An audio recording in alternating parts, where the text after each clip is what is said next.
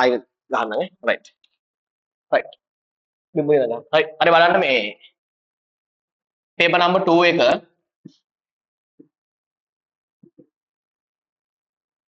MCQ විවරණයට එන්න. MCQ විවරණයට එන්න. right. බලන්න පළවෙනි එක. ජලයේ උෂ්ණත්වය මධ්‍යස්ථ කිරීමට ඇති හැකියාව පැහැදිලි කරන උදාහරණ. එතකොට මෙතන කරුණු දෙකයි උෂ්ණත්වය මධ්‍යස්ථ කිරීමට අදාළව තමයි අධික විශිෂ්ට තාප ධාරිතාව අනික වාෂ්පීකරණ තාපය අධික වීම. තාපය අධික වීම. මෙන්න මෙතන එන තියරිය පොඩ්ඩක් බලා ගන්න. අධික විශිෂ්ට තාප ධාරිතාවේ එන තියරි එක තමයි තාප ස්වාරක්ෂක. ඊට පස්සේ වාෂ්පීකරණ තාපය අධික වීමෙන් එන තියරි එක තමයි ජීවී පෘෂ්ඨ සිසිල් වීම. ඔන්න ඔය දෙකනේ තියෙන්නේ. හරි. දැන් MCQ වාක්‍යය බලන්න. ජීවීකු අධිකව උණුසුම් වීම වැළැක්වීමට විශිෂ්ට තාප ධාරිතාවය නෙමෙයි දායක වෙන්නේ වාෂ්පීකරණ තාපය නිසා එක වැරදි. ජලයේ උෂ්ණත්වය සෙල්සියස් අංශක 4ට වඩා අඩු වන විට ස්පටික දැලිත සාදයි කතාව හරි. හැබැයි අවුල තියෙන්නේ මොකටද? ඒක උෂ්ණත්වයේ මධ්‍යස්ථ කිරීමට අයිති වෙන්නේ නැතිවීම. අංක 3 මිනිස් සමෙන් ස්වේදයේ වැඩි ප්‍රමාණයක් වාෂ්ප වීමට වැයවන්නේ ඉතා අඩු ශක්තියක් කියන එක ගැලපෙන්නේ නැහැ. ඒක මාරු වෙන්න ඕනේ. වැඩි තාපයක් සුළු ජල ප්‍රමාණයකින් ඉවත් වීම කියන කතාව තියෙන්න ඕනේ. ඒක වැරදි. අංක 4 මං හිතන්නේ උත්තරේ නේද? ජලයට අධික තාප ශක්තිය අවශෝෂණය හෝ නිදහස් කිරීමේ හැකියාව ඇත. ඔය කියන්නේ මොකද්ද? අධික විශිෂ්ට තාප ධාරිතාවය. ඒ කියන්නේ මෙතනින් කතාව හරියනවා. 5 ජලයේ වාෂ්පීකරණ තාපය නිසා ජීවී පද්ධති සහ ජල ස්කන්ධ තුළ තාප ස්වාරක්ෂක ලෙස ක්‍රියා කරයි. මොකද කියන්නේ? ජලයේ වාෂ්පීකරණ තාපය නෙමෙයි හේතු වෙන්නේ තාප ස්වාරක්ෂතාවයට. මොකද්ද? විශිෂ්ට තාප ධාරිතාවය. මොන උත්තරේ 5 වැරදි. එහෙනම් 4 විතරයි හරියන්නේ. හරිම ලේසි ප්‍රශ්නයක්. මම උත්තරේ විතරයි කිව්වේ, ලොකු විවරණයක් දුන්නේ නැහැ. එහෙනම් බැරි කට්ටිය උෂ්ණත්වයේ මධ්‍යස්ථ කිරීම හරියට කියවලා වැඩේ ගොඩ දාගන්න. දෙවෙනි MCQ එකට යන්න.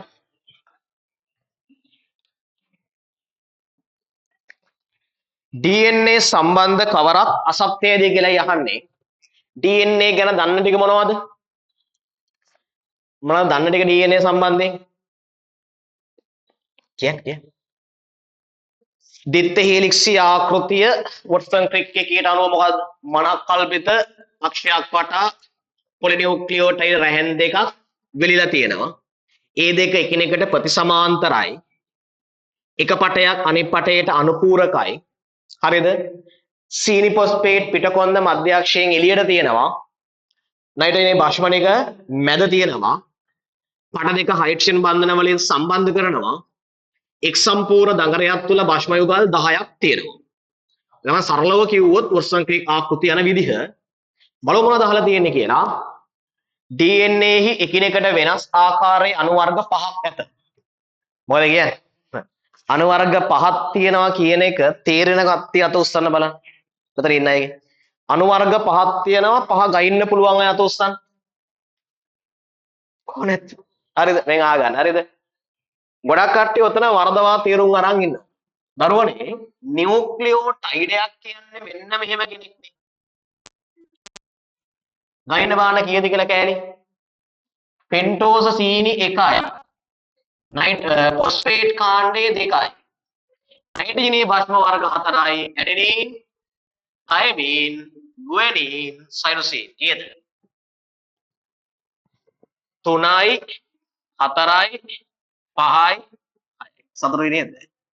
ඔය තමයි DNA අණුක තියෙන අණු වර්ග 6. 5යි නෙමෙයි කීයද තියෙන්නේ? 6යි. කෝබන් 6 ඕනෑම නියුක්ලියෝටයිඩ් එකට පොදුයි. පෙන්ටෝස සීනි ෆොස්ෆේට්. එක එක වෙනස් වෙනවා කවුද? නයිට්‍රජනීය භස්ම වර්ග 4 4යි 2යි 6යි. එක වැරදි. හරි. රයිට්. ඊගාව.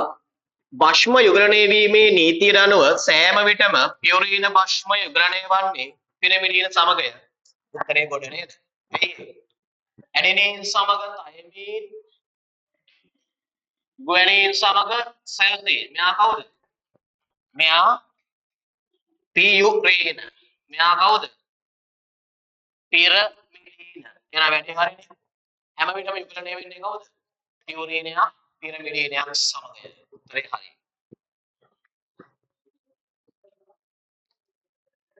දිත්ත හේලික්සේ එක් සම්පූර්ණ දගරයක් තුළ භස්ම යුගල් කීයද තියෙන්නේ? 10යි. යුගල් 10යි නම් භස්ම කීයද? 20යි. අනිවාර්යයෙන්ම. යුගල් 10යි නම් භස්ම 20යි. අංක 4. DNA අණුවක පට දෙක එකිනෙකට සර්වසම නොවේ. සර්වසම නොවේ තමයි. එහෙනම් කුමක් වේද? අනුපූරකයි. අනුපූරක යන්න කුමක්ද? එක පටයකට දාලා භස්ම යුගලනේ අනිත් පැත්තේ තියෙනවානේ. පියුරීන පිරමිඩින කතාව. සමානයිද සමාන්තර සමානයිද අනුපූරකයිද? අනුපූරකයි. සමාන්තරයිද ප්‍රතිසමාන්තරයි? ප්‍රතිසමාන්තරයි. තේරෙනවද? නියුක්ලියෝටයිඩ් අණුපිළිවෙල මගින් ප්‍රවීණික තොරතුරු ගබඩා කරයි. අනිවාර්යයෙන්ම ඔව් ගබඩා කරනන්නේ ජානයක්. ජානයක් කියන්නේ මොකද්ද? අණුපිළිවෙලක්. මෙන්න උත්තරේ අපට අහන්නේ වැරදි වන්නේ අංක 1. හදාගන්න. ලේසිත් නෑ අමාරුත් නෑ. විභාග මට්ටමේම MCQ. හරිද? මම ඉස්සරහට ඔලිම්පියාඩ් ප්‍රශ්න එහෙම දානවා. ඉතින් ඔලිම්පියාඩ් ප්‍රශ්න අපි එඩිට් කරලා ගලපලා දානවා ඉස්සරහට. හරිද? දැම්මොත් එහෙම පන්ති එන්නෙත් නෑනේ. හරිද? අමාරු වැඩේ හින්දා. අංක 3. පහත් දැක්වෙන සම්බන්ධතා අතරින් නොගැලපෙන්නේ මෙහෙම යන්නේ දරුවෝ. රයිබෝසෝම RER හරිතල. එහෙනම් එන්න බලන්න. පටල රහිත වේ එක හරි. ඒක පටලමේ වේ හරි. ද්වි පටලමේ වේ හරි. තේරෙනවද? හරි. දෙක. ඉලෙක්ට්‍රෝන අන්වේෂීය වේ රයිබෝසෝම හරි. ඉලෙක්ට්‍රෝන අන්වේෂීය වේ RER හරි. ආලෝක අන්වේෂීය වේ දන්නවනේ හරතලවේ ආලෝක අන්වේෂීයෙන් කොළ පාටට පේනවා.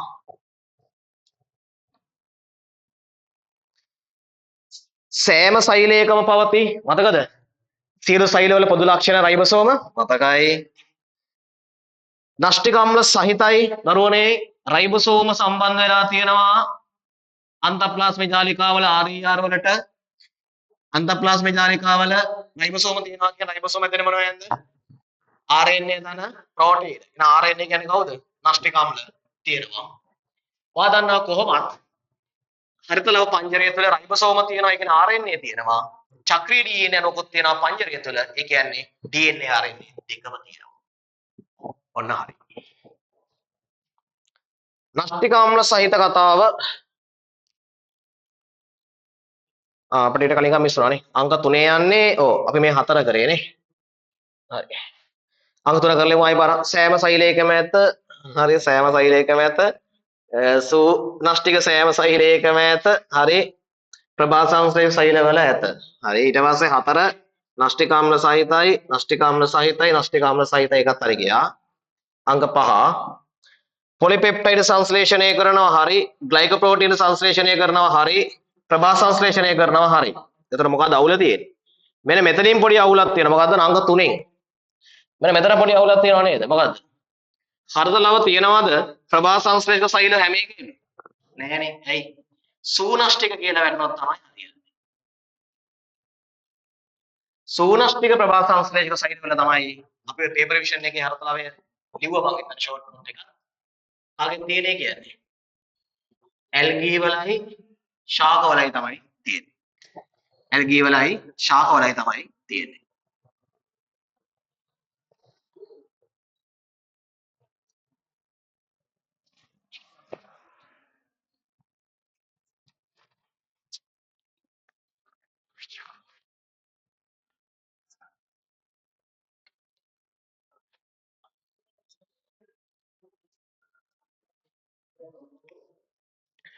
කොහොමද උත්තරය ආපු කට්ටිය තුන? හොඳයි. හතරවෙනි ප්‍රශ්නේ බලන්න. අණු උනන විභාජනයේ ප්‍රාක් කලාව සිදුවන සිදුවීම් දරුවෝ පොඩ්ඩක් බලන්න බෝඩ් එක හැමෝම. ඔයාලා දන්නවද G1 S G2 තුනේ එකතුව කවුද ළමයි? පළවෙනි කලාව වන අන්තර් කලාව. ඊට පස්සේ කියන්න M කියලා කියන්නේ කවුද? අනෝනනය. C කියලා කියන්නේ කවුද? සෛලප්ලාස් විභාජනය. මෙයා තමයි දෙවෙනි කලාව වන කවුද?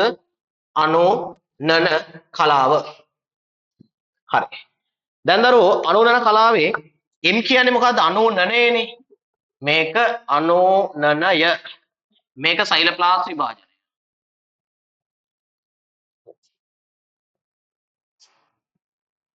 හරි.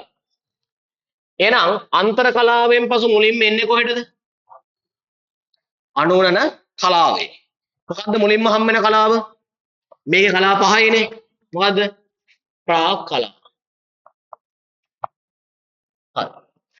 දැන් චුට්ටක් මවා ගන්න. මම නෂ්ටියට චුට්ටක් එන්නම්.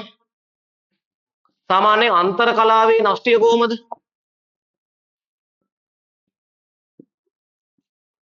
අන්තර කලාවේ නෂ්ටිය කොහොමද?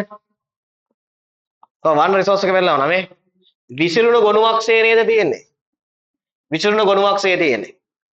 නෂ්ටි කාවහොත් තියෙනවා. දැන් අන්තර කලාවේ ඉඳලා කොහෙද දෙන්නේ මොනින්ම? අනෝන කලාවේ අනෝනන විභාජනයට දෙන්නේ. මොකද්ද වෙන්නේ? එක ක්‍රොමැටින් එක ඝන වෙනවා නේද? ක්‍රොමැටින් ඝන වේ. දෙක වර්ණ දේහ ආලෝකාංශයෙන් පේන්න පටන් ගන්නවානේ. කොහොමද පේන්නේ අපිට? මෙන්න මේ ආකාරයට එක වර්ණ දේහාංශයයි මෙන්න මේ ආකාරයට තව වර්ණ දේහාංශයයි. වර්ණ දේහාංශ දෙක මොකෙන්ද බැඳෙන්නේ? ප්‍රෝටීන වලින් කොහෙසී ප්‍රෝටීන වලින් ඔය එක ආකාරයට බැඳෙනවා. තේරෙන කතාව? දැන් මේ නෂ්ටිකා මොකද වෙන්නේ? නොපෙනී යනවානේ. නෂ්ටි ආවරණ නොපෙනී යන්නේ. ඒක පෙරයෝග කලාවේ. තේරෙනවද? සේ මෙහෙම කේන්ද්‍රිකා ඉස්කලාවේ දීකරණය වෙලානේ තියෙන්නේ. දැන් ඒ මොකද වෙන්නේ? ද්‍රව්‍යයට ගමන් කිරීම ආරම්භනවා. ආරම්භලා මොකද වෙන්නේ අන්තිමට? මෙන්න මේ වගේ චූටියට මුල් අනෝනන තරකුව හදනවා නේද? හරිද කතාව? හරිද? හරි. අය මොකුත් නැහැ. ඉතින් අනෝනන කලාව, අනෝන විභාජනයේ ප්‍රාක් කලාව සුපිරියටම පුළුවන් නම් තමයි මේකට උත්තර ගන්න පුළුවන් වෙන්නේ. හරි? ක්‍රොමැටින් තන්තු ඉහිල්ද වෙන්නේ ඝනද වෙන්නේ? ඉහිල් වෙන්නේ නැවත පාරක් අන්ත කලාවේ. අවසාන කලාවේ. ඝන වෙන්නේ මෙතෙන්දී. ඒක වැරදි. කේන්ද්‍ර දෙක සෛලයේ ප්‍රතිවිරුද්ධ ද්‍රව්‍යත චලනය වීම. ඔව් වෙන්න පුළුවන් චලනය පටන් ගන්නවා. නෂ්ටි ආවරණය බෙද වැටීම. බෑනේ. නෂ්ටි කාවන බෙද වැටෙන්නේ. නෂ්ටි ආවරණය පෙරයෝග කලාවේදී වෙන්නේ. කයින්ටකෝ ශුද්ධනාලිකා මගින් වර්ණ දෙක ඉදිරියට හා පසුපසට චලනය. ඒක වෙන්නේ පෙරයෝග කලාවේදීනේ. ඒක වෙන්නේ පෙරයෝග කලාවේදී. තර්ක ශුද්ධනාලිකා බහු අවයවීකරණය දරුවනේ. රිසෝස් එකකින් තියෙනවා. අන්ත කලාවේදී තර්ක ශුද්ධනාලිකා මොනවා වෙනවා කියලාද? වී බහු අවයවීකරණය. ඒකට මොකක්ද? තර්කෝ බිඳ වැටීම. තර්කෝ දියවීම. එහෙනම් තර්කෝ හැදෙන්නේ මොන කලාවේද? ප්‍රාක් කලාවේ. හැදෙනවා කියන්නේ මොකද්ද? වී බහු අවයවීකරණ අනිත් පැත්ත මොකද්ද? බහු අවයවීකරණය. එහෙනම් බහු අවයවීකරණය කවද්ද වෙන්නේ? ඔන්න වෙනවා කොහෙද? ප්‍රාක් කලාවේ. රිසෝස් එකේ කියන්නේ අන්ත කලාවේදී වී බහු අවයවීකරණය අපි දන්නවා. එහෙනම් ප්‍රාක් කලාවේ තර්කෝ හැදෙනවා කියන්නේ මොකද්ද? බහු අවයවීකරණය. උත්තරේ අංක 5යි 2යි 2 මාර්කේ. මම දෙකට වඩා උත්තරේ 5 හොඳයි කියලා කියනවා. දැන් හදා ගන්න දන්නේ නැති කට්ටිය ටික අමතක වෙච්ච මතක් කරන්න. දැන් පේපර් ක්ලාස් එකේ රිසෝස් හොඳයි ඈ මෙතන ඉන්න කට්ටිය මරු ඈ. රිසෝස් බුක් එකේ පෙරලා දඟලනවා. ඕක තමයි හරිද? මම නිකන් කියන්නේ. දැන් මම අවුරුදු 14 මම ඒ ලෙවල් කරපු අවුරුදු ඉඳන් මම පන්ති කරනවා. හරිද? මුලින් පන්ති කරේ අපි අපේ සෙට් එකේ. උන් මට වඩා හොඳට පාසල මෙඩිසින් ගියා ගානක්. හරිද? මම මෙඩිසින් ගියේ නෑනේ. බයෝ සයන්ස් නේ. ඒතර මම දන්නවා ළමයා වැඩ කරද්දි පෑන අල්ලද්දි මම දන්නවා පොත පෙරලද්දි මම දන්නවා. දැන් ගුණා වගේ රිසෝස් එකේ පිටු අංකයක්වත් මතක නෑ වගේ පෙරලද්දි මම කියන්නම් රිසෝස් බුක් එකේ පිටු ඇලිලා එහෙම තියෙද්දි හරිද? රිසෝස් බුක් එක දන්නෙත් නෑ. බලලවත් නෑ. ඒකට බයෝ බෑ. අලුතෙන් ගත්ත රිසෝස් බුක් යන කමන්නේ මං කියන්නේ. ළමෙක් සාමාන්‍ය සයියෙන් සයිය රිසෝස් බුක් මාරු කරන්නේ නැහනේ. එහෙම පිස්සු නැහැ ළමයින්ට. ළමයා රිසෝස් බුක් එකේ පෙරලද්දි මං කියන්නම් මුට බයව පුළුවන් මට්ටම මොකද්ද කියලා. හරිද? හරිද? හරිද? ඉන්දැද්දි මං කියනවා ඔයා කට්ටිය මරු ඈ. රිසෝස් බුක් එකේ පෙරලනවා, දඟලනවා, හොයනවා. හරිද? ඒ කියන්නේ අනාගතේ හොඳයි ඈ. හරිද? අර හැදෙන එක මොකද්ද දෙපැත්තෙන් පේනවා කියනවනේ.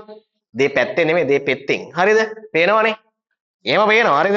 ඔය ගමන යන දිගට ගොඩ යනවා. රිසෝස් බුක් එකක්වත් නැතුව කම්මැලිකමේ ඔහේ ඉන්නවනම් එහෙම අනාගතේ පේනවා. හරිද? මම කියන්නේ ඔන්ලයින් එකේ උන්ටත් ගෙදර ඉඳලා රිසෝස් බුක් එක පෙරලා හරිද? දඟලන්නයි තියෙන්නේ. හරිද? වරදින්නේ නැහැ. හරි?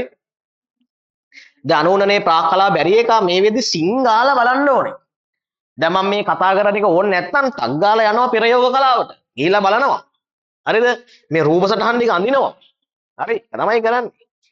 හරි? එතකොට ගොඩ ඔයා.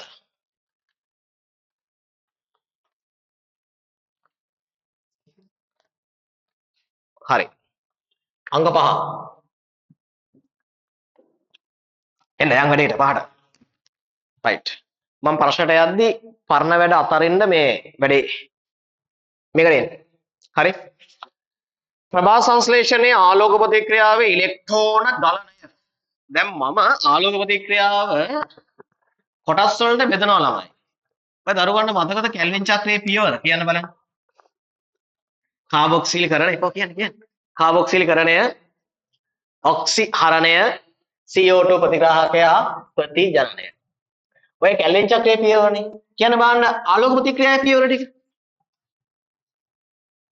කොහොම කියන්න බලන්න. දැන් ලොක් වෙලා ඉන්නේ. කැල්වින් චක්‍රයේ පියවර දන්නවනම් ආලෝක ප්‍රතික්‍රියාවේ පියවර දන්නේ නැති වෙන්නේ ඇයි? ගන්න. ආලෝක ප්‍රතික්‍රියාවේ දරුවෝ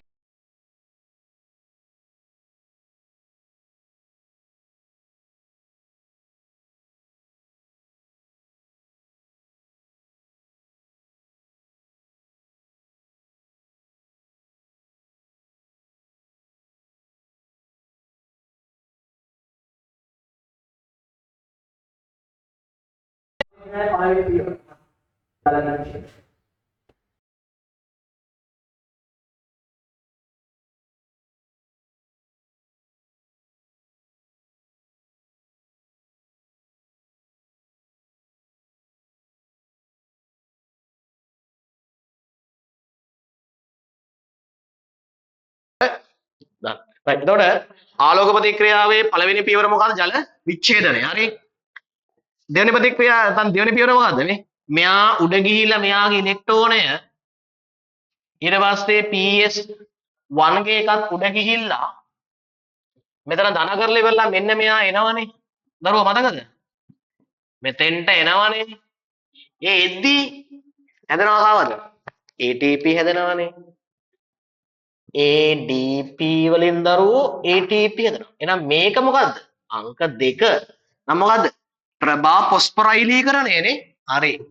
එතකොට මේ PS1 ගේ උඩ ගිය එක අතරෝ බලන්න.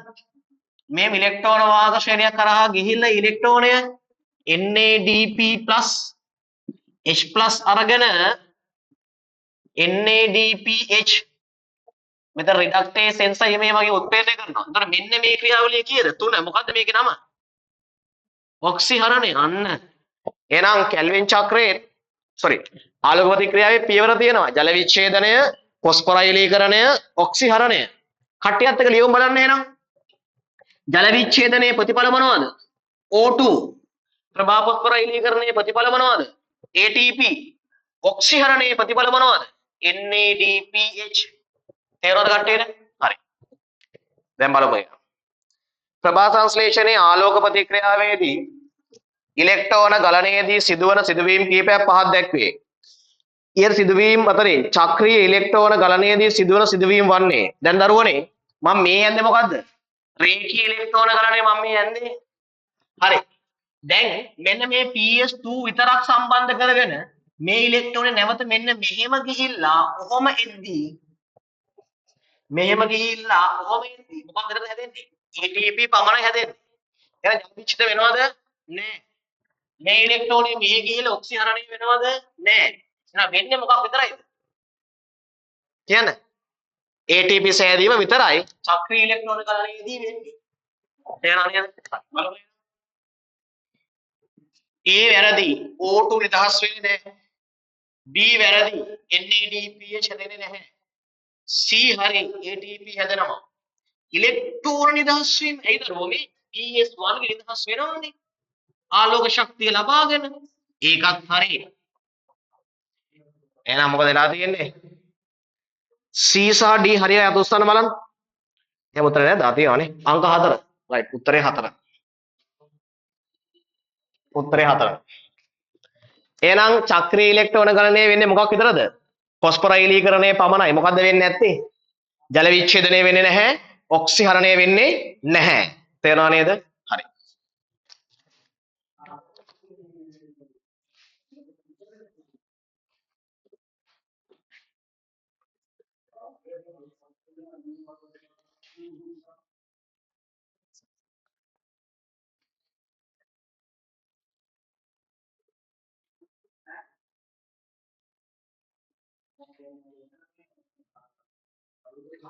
හරි. අමාරු නෑ ලේසි ළමයි. හරි.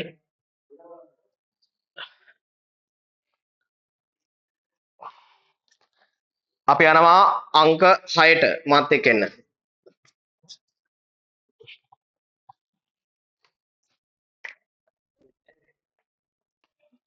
මං හිතන්නේ මේක සසනේ. ඔව්. සසන උපස්තර පිළිබඳව ළමයි කියන්න බලන්න.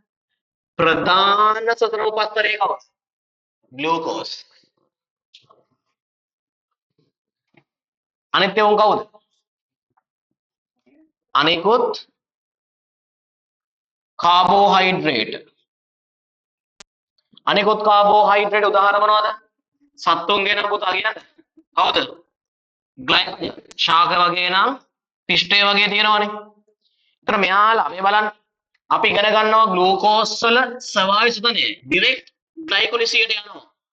ග්ලූකෝස්. හැබැයි මේ දෙන්නගේ ප්‍රථමයෙන් මොකද වෙන්න ඕනේ? ග්ලූකෝස් හදා ගන්න ඕනේ. දෙයක් නැහැනේ.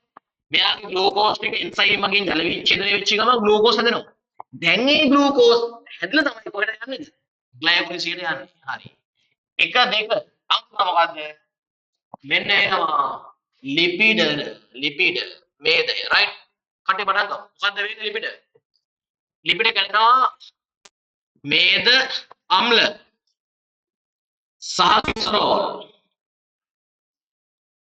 රයිට් එන්න මේද අම්ල කියන්නේ කවුද මේ ආකාරයට කාබොක්සිලික් අම්ලයක් මේ ආකාරයට CH2 N වාරයක් ඔය කවුද මේ හයිඩ්‍රෝකාබන් දාමය නේද මෙයාගේ තියෙනවා n සමානයි 18ක් 16ක් 16ක් 18ක් වගේ තියෙනවා නේද අපි කිව්වේ අර ලිපිඩ ගාවදී රයිට් දැන් මොකද වෙන්නේ දැන් මෙතන තියෙන කාබන් එකයිනේ ඌ අමතක කරලා දාන්න මෙන්න මෙතන ඉන්න කට්ටිය මොකද වෙන්නේ කාබන් දෙකේ කෑලි විශාල ගානකට කැඩෙනවා n ගානකට n බෙදීම දෙක තමයි යම වෙන්න ඕනේ හරිද එහෙම කැඩෙනවා බර ගානකට කැඩෙනවා කැඩිලා මෙන්න මෙයාපත් වෙනවා කවුරු බවටද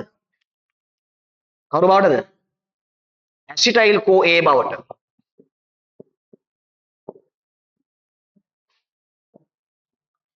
එතෙන් එහා මොකද වෙන්නේ අන්න ලක් වෙනවා කොටද ක්‍රිප්ස් චක්‍රයට ලක් වෙනවා ඔය තමයි අතිරේක උපස්තරවල මේද අම්ලවලට ලක් වෙන සිදුවීම right එන්නේ ගාව ග්ලිසරෝල් ඊසි නේද ග්ලිසරෝල් කියන කාබන් පරමාණු කීයද 3යි ග්ලිසරල්ඩිහයිඩ් ට්‍රිෆොස්ෆේට් බවට පත් වෙනවනේ එයත් කාබන් 3 කෙනෙක් නේ මෙයා මොකද වෙන්නේ ඊට පස්සේ ග්ලිසරල්ඩිහයිඩ් ට්‍රිෆොස්ෆේට් කියන වල දන්නේ නැති වුණාට මෙයා කාගේ අතරමැදියේද ග්ලයිකොලිසිය අතරමැදියේ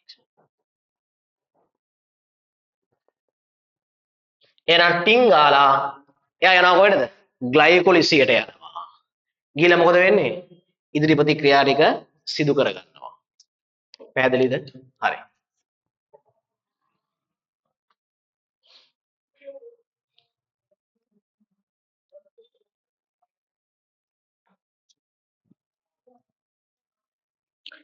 ඔන්න ඒ වැඩේත් ඉවරයි බැරි අය ආයෙත් ගාලා අල්ල ගන්න හරි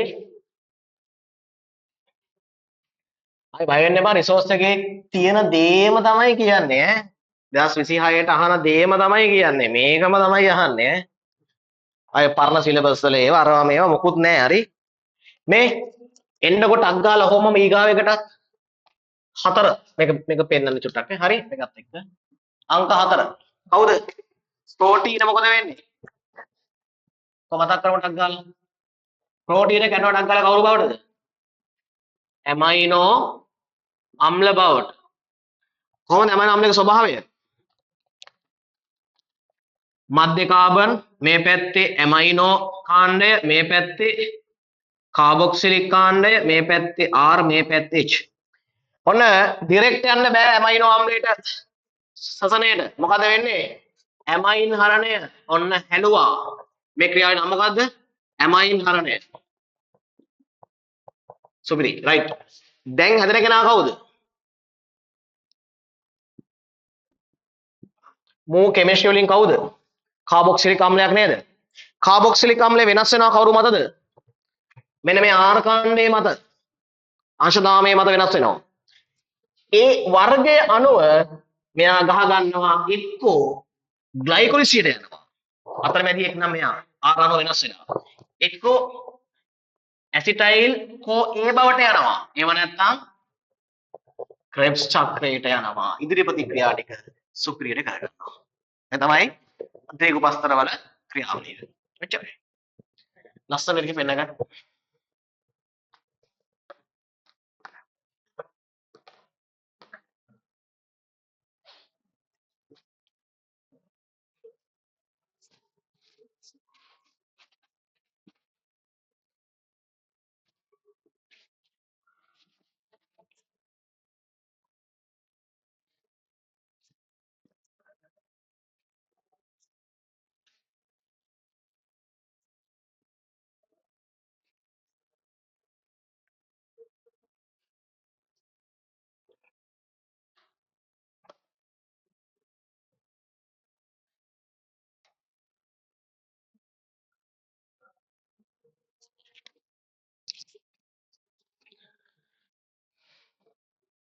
හරි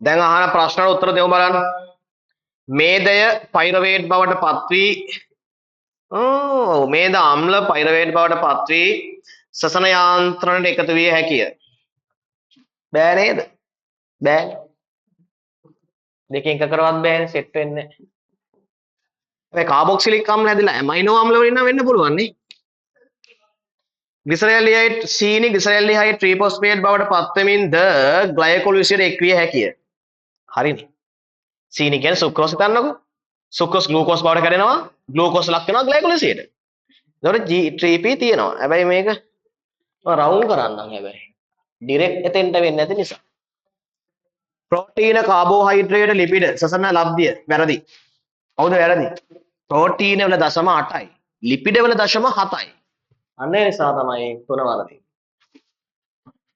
ඇමයිනෝ අම්ල ඍජුවම ග්ලයිකොලිසියට හා සිට්‍රික් අම්ල චක්‍ර ලක් වෙන්න පුළුවන්ද බෑ ඇමයින් හරණය වෙන්න ඕනේ නේද මේ තමයි මේ ඇමයින් හරණය වෙලා තමයි ලක් වෙන්නේ හතරක් වැරදි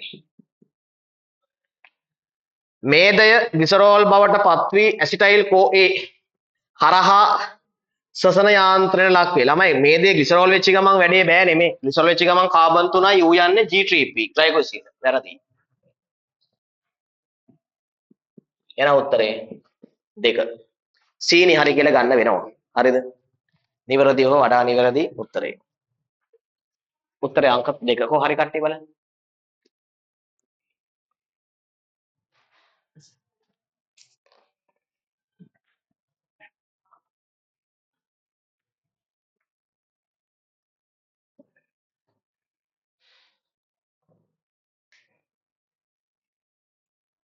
හරි අපි ඔන්න එහෙනම් දෙවෙනි පාඩමේ MCQ ටික ඉවරයි හරි වතුරයකින් බොන්න අපි යනවා ඔතෙන් එහාට තුන්වෙනි පාඩම හතරවෙනි පාඩම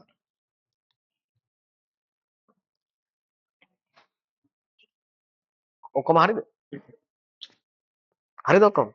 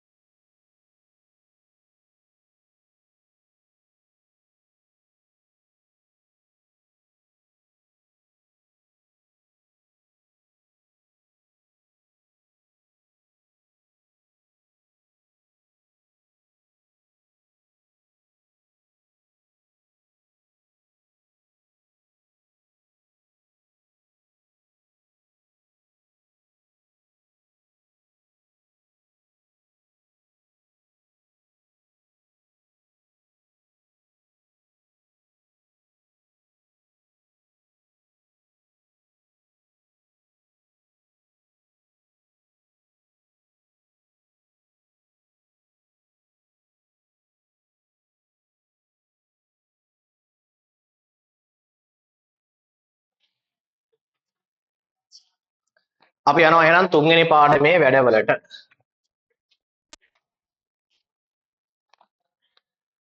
ලැමාක් විසින් පරිණාමය පැහැදිලි කිරීමට ඉදිරිපත් කළ වාද සම්බන්ධයෙන් පිළිගත නොහැක්කේ කුමක්ද? අද රිවිෂන් එකේ කරේ මොකද්ද උදේ පාන්දර? ලැමාක් වාදය කරා නේද? බලන්න ඒකෙන් උදව්වක් වෙයිද කියලා. මේ ප්‍රශ්නේ තෝරගන්න. මේ ප්‍රශ්න උත්තරේ තෝරන්න. භාවිතා නොකරන අවයව පරිහානි වේ හරි. පරිසරය තුළ ජීවත් වන විට එම කාලය තුළදී ජීවීන් යම් යම් ලක්ෂණ ලබා ගනී. පරිචිත ලක්ෂණ. හරිනේ. ප්‍රවේණික සාධක හරහා හිතකර ලක්ෂණ ජනිත යන සම්ප්‍රේෂණය වේ.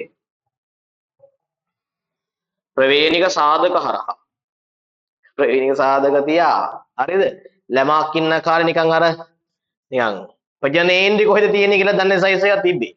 ප්‍රජන ප්‍රවේණිය නෙමෙයි නේද? හරිද? එච්චර බොළඳයි ඒ කාලේ. ඒතකොට කවදාවත් ප්‍රවේණික සාධක කියන වර්ගයක් තිබුණේ නැත. නිතර භාවිතා කරන අවයව විශාලව වැඩි හරි. ඔහුගේ මූලධර්ම දෙකක් ඔහුගේ වාදයේ මූලධර්ම දෙකයි. මොකද්ද? වහරය හා අවහරය එකට අනෙක පද ලක්ෂණ සම්ප්‍රේෂණය දෙකට. උත්තරේ අංක 3. කොහොම හරි කට්ටිය? අද උදේ හිටියනම් ඉතින් ඕක හරියන්න ඕනේ.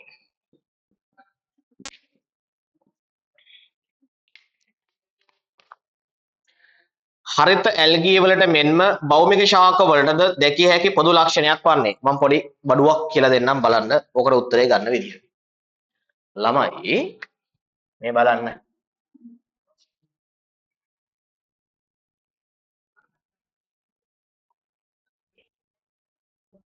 සයනොබැක්ටීරියා කියන්නේ ප්‍රභා සංශ්ලේෂක ප්‍රාග්නොස්ටිකයෙක් නේද? ඔව්. එයාගෙන් ඇති වුණා කවුද?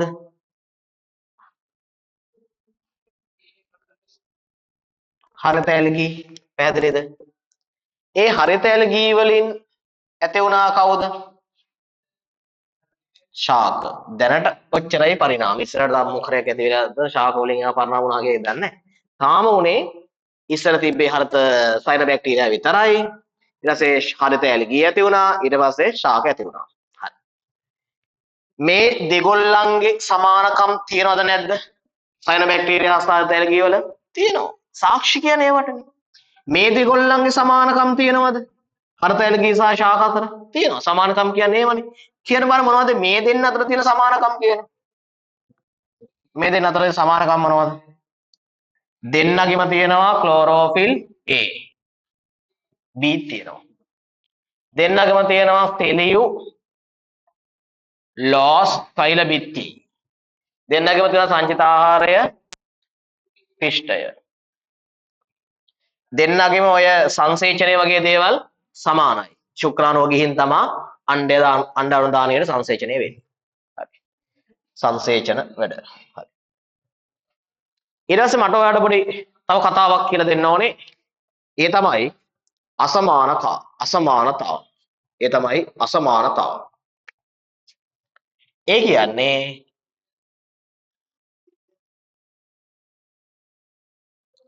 ඇල්ගී වල නැති ශාකවල ඇති ලක්ෂණ මොනවද? ඒ කියන්නේ ශාකවලට ආවේනික ලක්ෂණ නේද? මොනවද?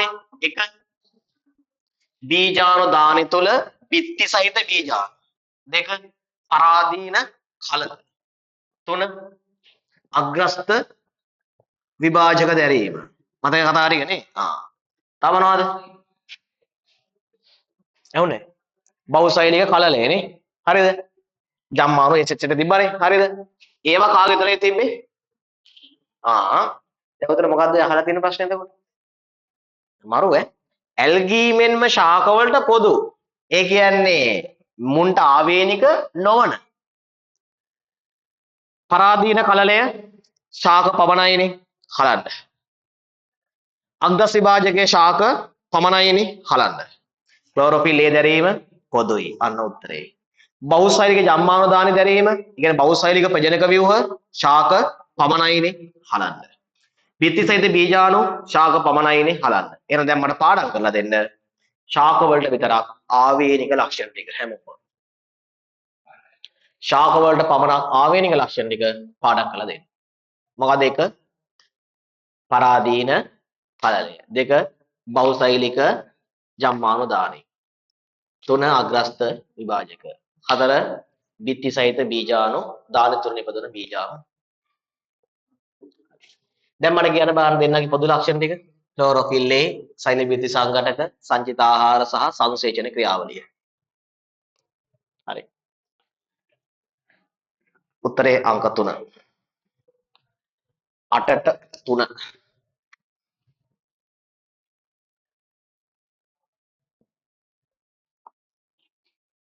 9.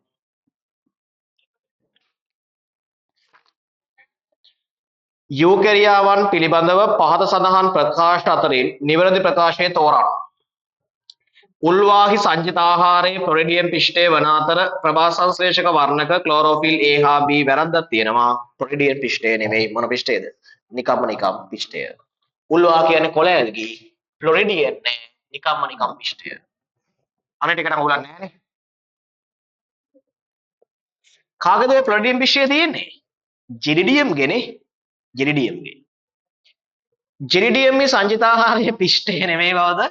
ෆ්ලොරිඩියම් පිෂ්ඨය ක්ලෝරොෆිල් A හා D සහ ෆයිබෝබිලි ප්‍රෝටීන හරි වරදින්නේ පිෂ්ඨය නිසා ෆ්ලොරිඩියම් පිෂ්ඨය වෙන්න ඕනේ. ෆ්ලොරිඩියම් පිෂ්ඨය වෙන්න ඕනේ.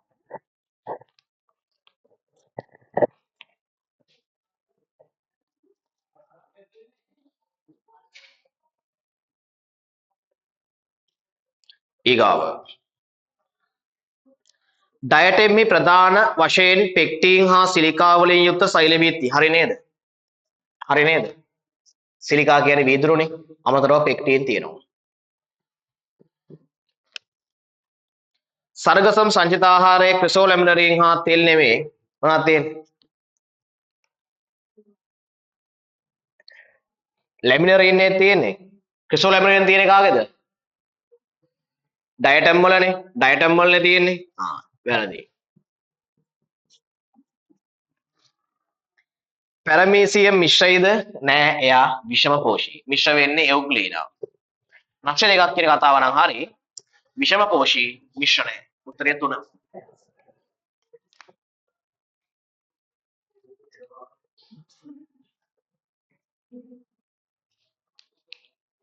10. පියාසරය සඳහා වන පක්ෂීන්ගේ දේහයේ දක්නට ලැබෙන ව්‍යුහමය අනුවර්තනයක් ලෙස සැලකෙන්නේ කුමක්ද? ළමයි ඉරි ගහ ගන්න ව්‍යුහමය කියන එකට. නැත්තම් ආරෝකට අහු වෙනවා. කාය කර්මයේ ලක්ෂණ වලට එම අහු වෙන්න එපා. ව්‍යුහය කියන්නේ තියෙන්න ඕනේ, පේන්න. අල්ලන්න, පේන්න තියෙන්න ඕනේ. අචලතාපී වීම ඒක පියාඹන්න හේතුවක්ද? නෑ ඒක භෞමික ඉන්න තියෙන අනුවර්තනයක්. ගාත්‍රාවල ශලක දැරීම ඒකත් භෞමික අනුවර්තනයක්. ඔතන පියාඹන්න ඕනේ. කවච සහිත බිත්තර ඒකත් භෞමිකයි. වායු හෝමාරුව සඳහා පෙනහැලි ඒකත් භෞමිකයිනේ. උත්තරේ 5. වාත කුටීර සහිත අස්තිමය අස්ති සැකිල්ල. දැන් අපි සාමාන්‍යයෙන් පක්ෂියෙක්ගේව දැන් කුකුල්ලුන්ගේ නම් ගන්න එපා. කුකුල්ලුන්ට ඉගිලෙන්න බෑනේ. ඔය වෙන තත්ත්වෙ මෙරිච්චට පස්සේ බලන්න උගේ අස්තිය නිකන් පුලක වෙන සයිස් එකක් තියෙනවා. අස්තිය අස්ති භවනයේ වීමේ කිසි අඩුවක් නෑ ළමයි. උදේට අස්ති භවනය වෙලා තියෙනවා. හැබැයි වටේ විතරයි අස්ති තියෙන්නේ. මැද මොනවද තියෙන්නේ? කිල් සිදුරු තියෙන්නේ. ඉලක් තියෙන්නේ. ඒ තමයි වාත කුටීර සහිත අස්ති. දැන් පරවියෙක් ගිහම ඕක හොඳටම තියෙනවා. උඩේ ගිරෙන කුරුල්ලන්ගේ හොඳටම තියෙනවා. රයිට්. දන්නවද මේ සාමාන්‍යයෙන් කුරුල්ලෙක් විච්ඡේදනය කරලා තියෙනවද? කවුද? නෑනේ. විච්ඡේද කරලා තියෙනවද? බස් කන්න ගෙනාවට පස්සේ. හරිද? එහෙම හරි කමන්නේ. හරිද? දැන් ඒ කියන්නේ දැන් අපිට මස් කන්න නම් ගියේදී සාමාන්‍ය බිත්තර ටික එහෙම අයින් කරලා නෙවන්නේ අපිට. ඒ කිකිලියන්ගේ කුකුල්ලුන්ගේ නැත්තේ. හරිද? කිකිලිය කියනවා. හරිද? කිකිලියගේ තියෙනවා ඩිම්බකෝෂයේ බිත්තර වැලක්. ඒ කියන්නේ උගේ ඇගේ තියෙනවා බිත්තර වැලක්. හිට බිත්තරේ ලොකුයි. ඊට පස්සට යනකොට බිත්තර චූටි විකනවා බිත්තර වැලක්. ඒ බිත්තර එන්න තියෙන ස්ටෙප් එකට ගානට බිත්තර වැලක් තියෙනවා. ලොකු වෙගෙන ගින අන්තිමට තියෙන ලොකු බිත්තරයක්. ඒක තමයි අද දාන බිත්තරේ. ඒවා තියෙනවා. උඩ ඒක බරයිනේ. ඉගිල්ලෙන්න. බරක් තියෙනවා. සමහරක් ඒ කියන්නේ ගොඩක් උඩ ඉගිල්ලෙන සත්තුන්ගේ කුරුල්ලන්ගේ දැන් ඩිම්බකොෂ දෙකක් තියෙනවානේ. එකයි තියෙන්නේ. ඇයි? එකයි සක්‍රිය වෙන්නේ. ඩිම්බ හැදෙන එක විතරයි. ඒකට හේතුව. බර වැඩි වෙනවා එතකොට. ඉගිල්ලෙන්න බෑ. එතකොට එක ඩිම්බකොෂ අක්‍රිය කරගෙන තියෙනවා. එකයි දාන්නේ. තේරෙනවද? ඒ වගේ බර අඩු කරගන්න ඒක රිසෝස් එකේ නැහැ. අර බර අඩු කරගන්න දරන අනුවර්ත තමයි ඒවා. හරි. ඔය පෙනහැලි වල පවා තියෙනවා හැඩ ගැසීම් බර අඩු කරගන්න. හරි. උත්තරය අංක 5. ඔන්න 10ක් හරි. 11 11 කියන්නේ ශාකනේ. රයිට්. බලා ගන්න ඕන තුන්වෙනි පාඩම දක්වා අපි කොට දාගත්තා.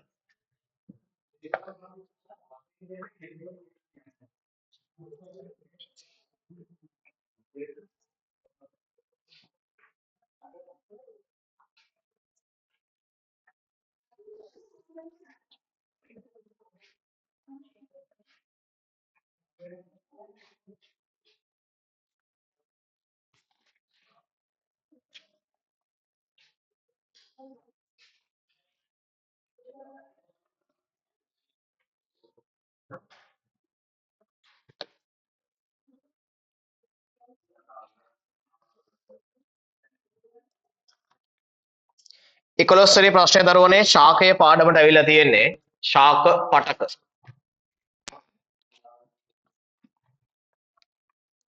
ශාක වල කඳ හා මුලෙහි අපිචාරමීය පටකවල වෙනස්කමක් වන්නේ. දැන් මෙහෙමයි. ශාක කඳේ හා මුලේ අපිචර්මීය පටකවල වෙනස්කමක් වන්නේ අහන්නේ කොයි පැත්තෙන්ද? මුල පැත්තෙන්. හරිද? දැන් මම නෝමලි ගත්තොත් මම මේ ප්‍රශ්නේ දැන් තමයි දකින්නේ ඉස්සෙල්ලාම. හරිද? උත්තරේ මොකද මම කලින් සාකච්ඡා කළා නැහැ. අපි සාකච්ඡා කරගමුකෝ කොහොමද වෙන්න ඕනේ කියලා. කාගේ විතරද තියෙන අපිචර්මීය නෙරීම් තියෙන්නේ? මුලේ විතරයි. නේද? කඳේ නැහැනේ. ත්‍රිකෝම ග්‍රන්ථි තියෙන කාගේද? කඳේ නේද? ත්‍රිකෝම ග්‍රන්ථි. නේ? කේශර කොහෙද තියෙන්නේ? ඒවා අපිචර්මීය ව්‍යුහනේ මූල කේශ වගේම දේවල්නේ. ඒවා කොහෙද තියෙන්නේ? කඳේ. හරි? බලමු මේ වගේ දෙයක් තමයි ඇත්තේ. කේශර වැනි ත්‍රිකෝම හරි. හැබැයි ඒවා තියෙන්නේ කඳේනේ. අපි අහන්නේ මුල පැත්තේ නෙමෙයි. ප්‍රශ්නේ කියවන්නේ මුලේ කියලා තියාගන්න. තේරෙනවද? කූටිකා හා වාසිදුරු බෑනේ. කූටිකා වාසිදුරු තියෙන්නේ කඳේ. උච්චාරණයකින් ආවරණය වෙ තිබීම ඒකත් කඳේ. මේ දරුවෝ මුලේ එහෙම උච්චාරම නැහැ.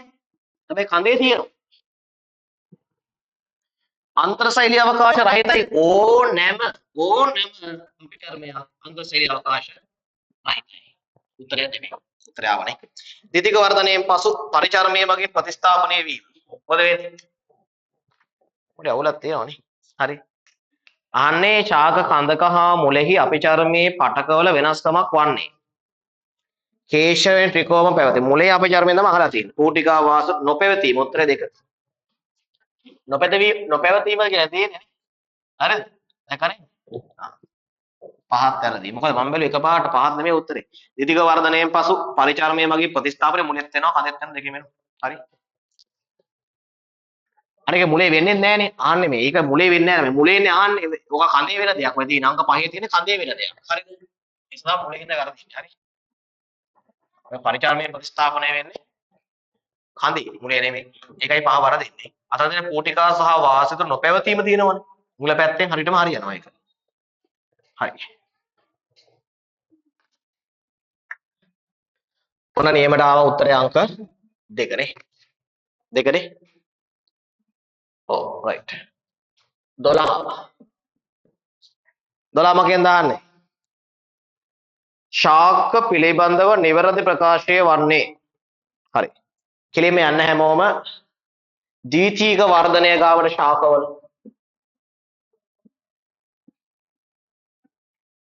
ගියන ද්විතීක වර්ධනයේ තියරි චුට්ටක් කියවන්න. රිසෝස් බුක් නැද්ද හැමෝටම තියෙනවද?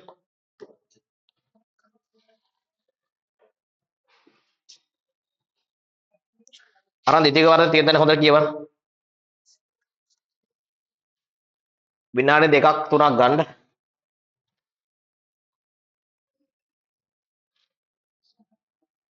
හොඳට කියවන්න. කියවලා බලන්න ඔය කැම්බියම් වල පිහිටීම එහෙම.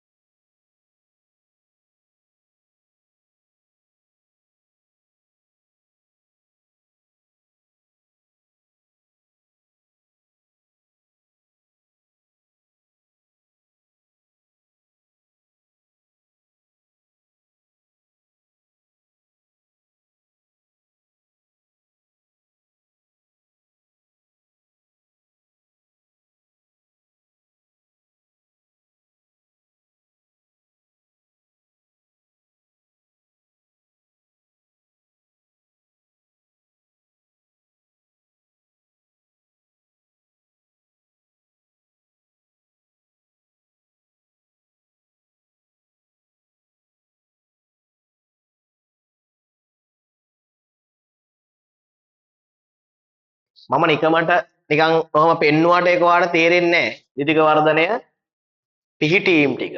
හරි. මම දැන් සම්පූර්ණ ද්විතික වර්ධනය උගන්වන්න බෑනේ මෙතන ගොඩක් යනවානේ. ශාකය උගන්වන්නේ හොඳට අල්ලගන්න එක. මම දැනට නිකන් අනවශ්‍යයෙන් කියන්නම් ප්‍රශ්නෙට උත්තරේ සෙට් වෙන විදිහට. ද්විබීජපත්‍රී මුලක ද්විතීක වර්ධනයේදී සෑදෙන සනාල කැම්බියම ප්‍රාථමික ශෛලමයට ඇතුළතින් හා ප්‍රාථමික ෆ්ලෝයමයට හා පරිචක්‍රණය පිටතින් පිහිටයි. ඔය කියව ගත්තද? එක අපිට හරියට නිශ්චිතව පේන්නේ නැහැනේ පිහිටීම. ශාක මුලෙහි පරිචක්‍රයට ඇතුළතින් පිහිටි සෛල ස්තරයක් විභාජන හැකියාව ලබාගෙන වල්ක කැම්බියම ඇති කරයි. මොකද වැරද්ද තියෙන්නේ?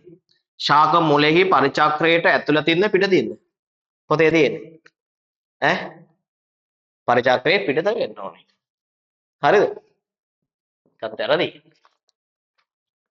ශාකයක සනාල කැම්බියමට පිටතින් පරිචක්‍රය හා දීතික ප්‍රයම පිහිටයි. උත්තරේ හරි. ඔය පොත්ත කියලා කියන්නේ මොකක්ද ඇත්තටම? සනාල කැම්බියමන පිටතින් තියෙන ප්‍රධාන වශයෙන් කවුද? පරිචර්මය හා දීතික ප්ලෝයම. පරිචර්මය හා දීතික ප්ලෝයම. ඔබ නිකන් මෙහෙම ඇඳොත් එහෙම චුට්ටක් වමින් සනාල කැම්බියමන පිටතින් පරිචර්මය හා දීතික ප්ලෝයම පිට. ඔව් මේ. දැන් දරුවා හිතන්න මෙන්න මෙතන තියෙනවා කියලා සනාල කැම්බියම. අහගන්න. පිටතින් මේ තියෙන ද්විතීක ෆ්ලෝයම මම මේ අඳින්නේ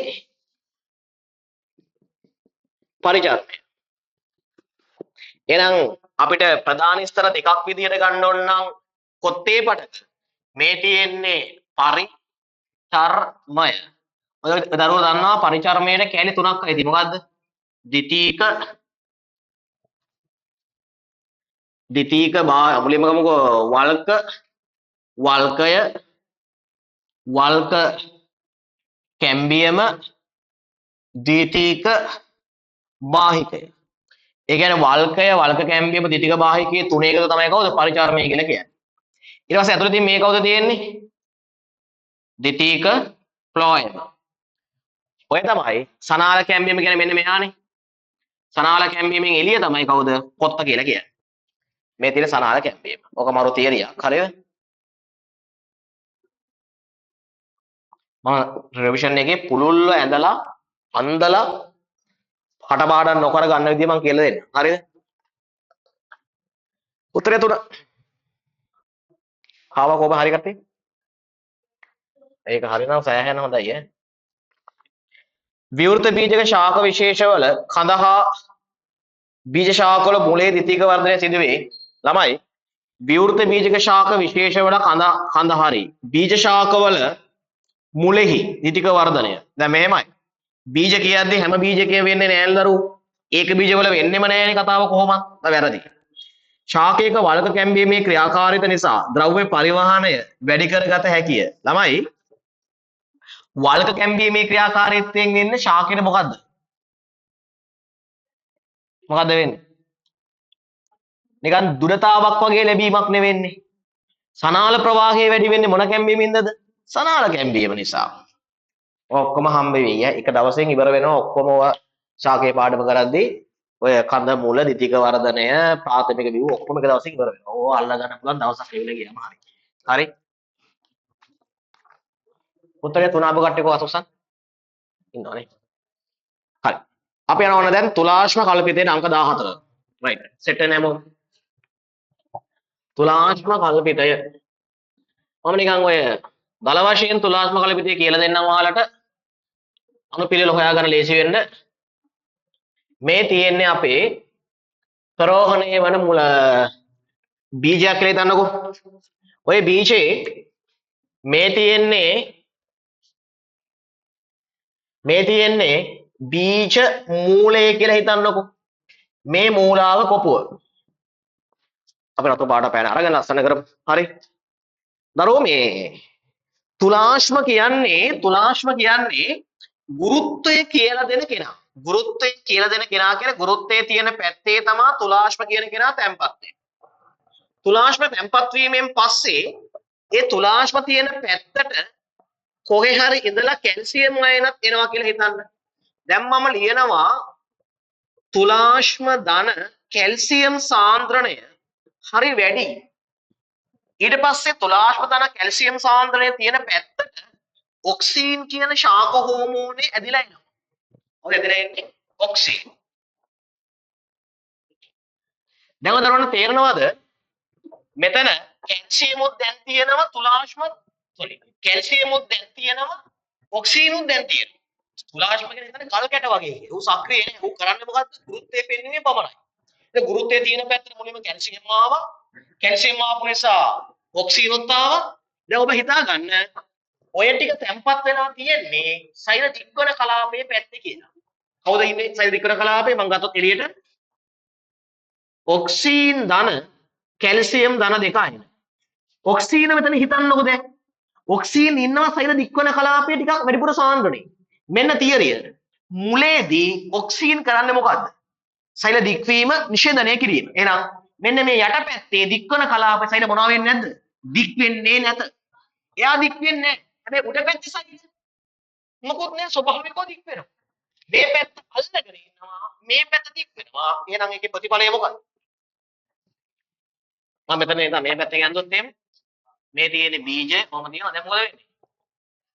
ඔහොම මෙයා මං කොහොම යනවා දාන්නේ? යාව පස්සේ ගමුකෝ අපි. මුල ගමුකෝ. එහෙනම් මුල මොකද ආන්නේ? මෙන්න මෙහෙම පහළට වර්ධනය වෙනවා. අපි ඔකට කියනවා ධන ගුරුත්වාවර්තනය කියලා. එහෙනම් ධන ගුරුත්වාවර්තනය කියන්නේ මොකද්ද? මුල ගුරුත්වයේ පැත්තට හැරී වැඩිවීමට ඕන වෙන්නේ කවුද? ඔක්සීන් වල ඔය කතාව සහ තුලාශ්ම කල්පිතය. එතකොට අපි අරගෙන බැලුවොත් මෙන්න මෙතන සෛල හරිම කොටයි. මෙතන සෛල හරිම දිගයි. එයි මෙතන කොට උනේ. දික් වෙන දුන්නේ නැහැනේ ඔක්සීන් වගේ. මේ පැත්ත දික්ුනේ. ඔක්සිජන් සාන්ද්‍රණය අඩුයිනේ. ස්වභාවිකව දික්ුණා. එහෙනම් මෙහෙම වක්‍ර වෙන්න හේතුව ඔන්න ඕක තමයි තුලාශ්ම කල්පිතය කියන්නේ.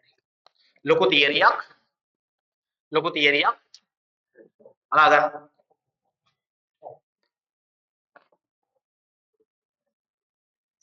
හරි.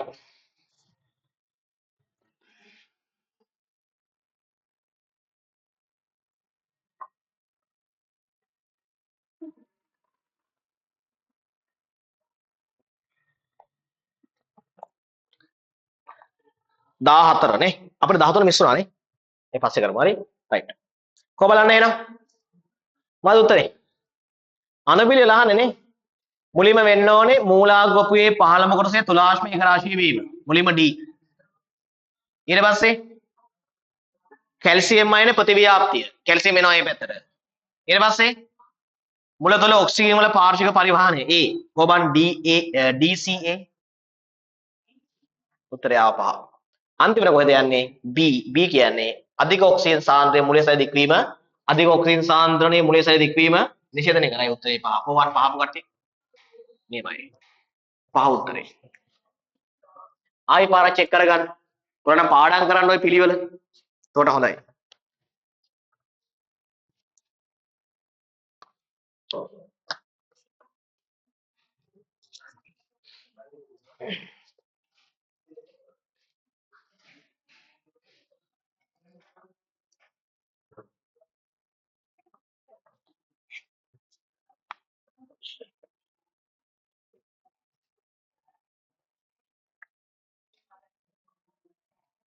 හරි 13 මිස් වුණා බලන්න උත්සේදන ශීඝ්‍රතාවය කෙරේ බලපාන සාධක සම්බන්ධයෙන් අසත්‍ය ආලෝකයේ ඇතිවිටදී උත්සේදන ශීඝ්‍රතාවයේ වැඩිවීම බලපෑමක් ඇති කරන බාහිර සාධකයේ සුළඟයි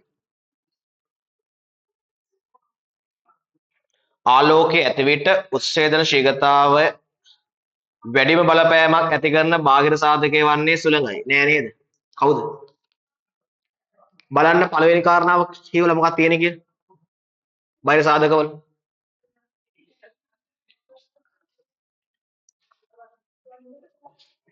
රිසෝස් එකේ යන්න උත්සේදන තියෙන තැනට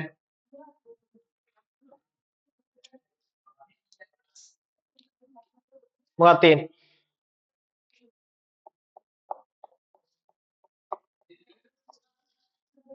ඒ වාක්‍යය තියෙන හරියද ඒක ඒ වාක්‍යය හරියද මොකක්ද තියෙන්නේ එන්නේ ආලෝක තීව්‍රතාවනේ තියෙන්නේ එහෙනම් ඕක මතක තියාගන්න අග්ගල හයිලයිට් කරන වාක්‍යෙම කොහමද තියෙන්නේ ආලෝකයේ ඇති විටදී උත්සර්ජීකතාවයට වැඩිම බලපෑම ඇති කරන්නේ සුළඟ නෙමෙයි කවුද? ආලෝක තීව්‍රතාව. අද ඕක මතක තියාගන්න. දාන්න වැරද්දක් එහෙනම් වාක්‍යෙට. මාපෙන් ආනෙත් වැරදිකනේ. උත්තර 1. උත්තර 1. ඊට පස්සේ කියනෝනේ ජල වාෂ්ප වලින් අධික වූ ඒ ටික හරි අනිත් ටික හොඳට කියව ගන්න. ඒ ටික හරි. උත්තරය අංක 1.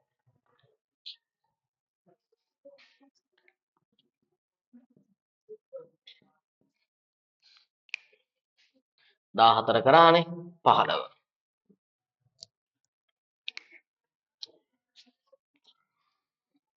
මෙන්න සත්වයාට එන්න පටන් ගමු. රයිට් බෝඩ් එක මකමු අපි. මොන ශාකේ ඉවරයි. අඩුපාඩු හදාගන්න අපි සත්වයාට යමු.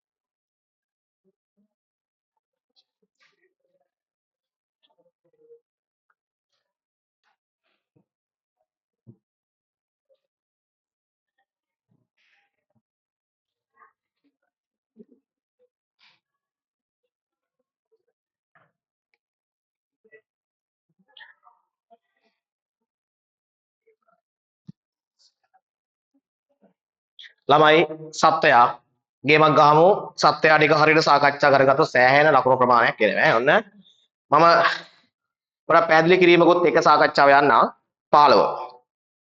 මුලින්ම අහලා තියෙනවා ආන්ත්‍රික ආස්තරණය, වුක්ක නාලිකා, ගුද මාර්ගය, සරල ඝනාකාර, සරල ස්තම්භික, ව්‍යාජ ස්තරීභූත. නෑ පළවෙනි එක වැරදි. අපි මුලින්ම හදාගමුකෝ. ආන්ත්‍රික ආස්තරණය මොනවද තියෙන්නේ? සරල ස්තම්භික. වුක්ක නාලිකාවල තියෙන්නේ කවුද? සරල ඝනාකාර. ගුද මාර්ගයේ තියෙන ස්තරීභූත ශල්කමේ උත්තරේ 4. ඒක ලේසියි. හරි.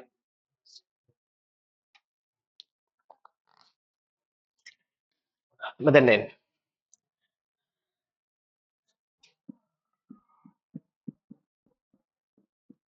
16 try කරමු. ආහාර ජීර්ණ පද්ධතිය සම්බන්ධයෙන් නිවැරදි ආමාශය මගින් විශිෂ්ට ආරක්ෂණයක් ඉටු කරයි. ළමයි ආමාශය මගින් කරන්නේ HCl මගින් විශිෂ්ට නොවන, ඒ කියන්නේ සහජ. ඒක වැරදි. ආමාශයේ HCl වලින් ඒ කියන්නේ ආම්ලික පරිසරයක් සෑදීමෙන් මොකද කරන්නේ? සුදුජීවී මරනවා. ඒක සහජයි. සහජයි. ට්‍රිප්සින් මගින් ප්‍රෝටීන ජීර්ණය ආරම්භ කරන්නේ පෙප්සින් මගින් තමයි ප්‍රෝටීන ජීර්ණය ආරම්භ කරන්නේ ආමාශයේදී. ආමාශයේදී පෙප්සින් මගින් තමයි ප්‍රෝටීන ජීර්ණය ආරම්භ කරන්නේ.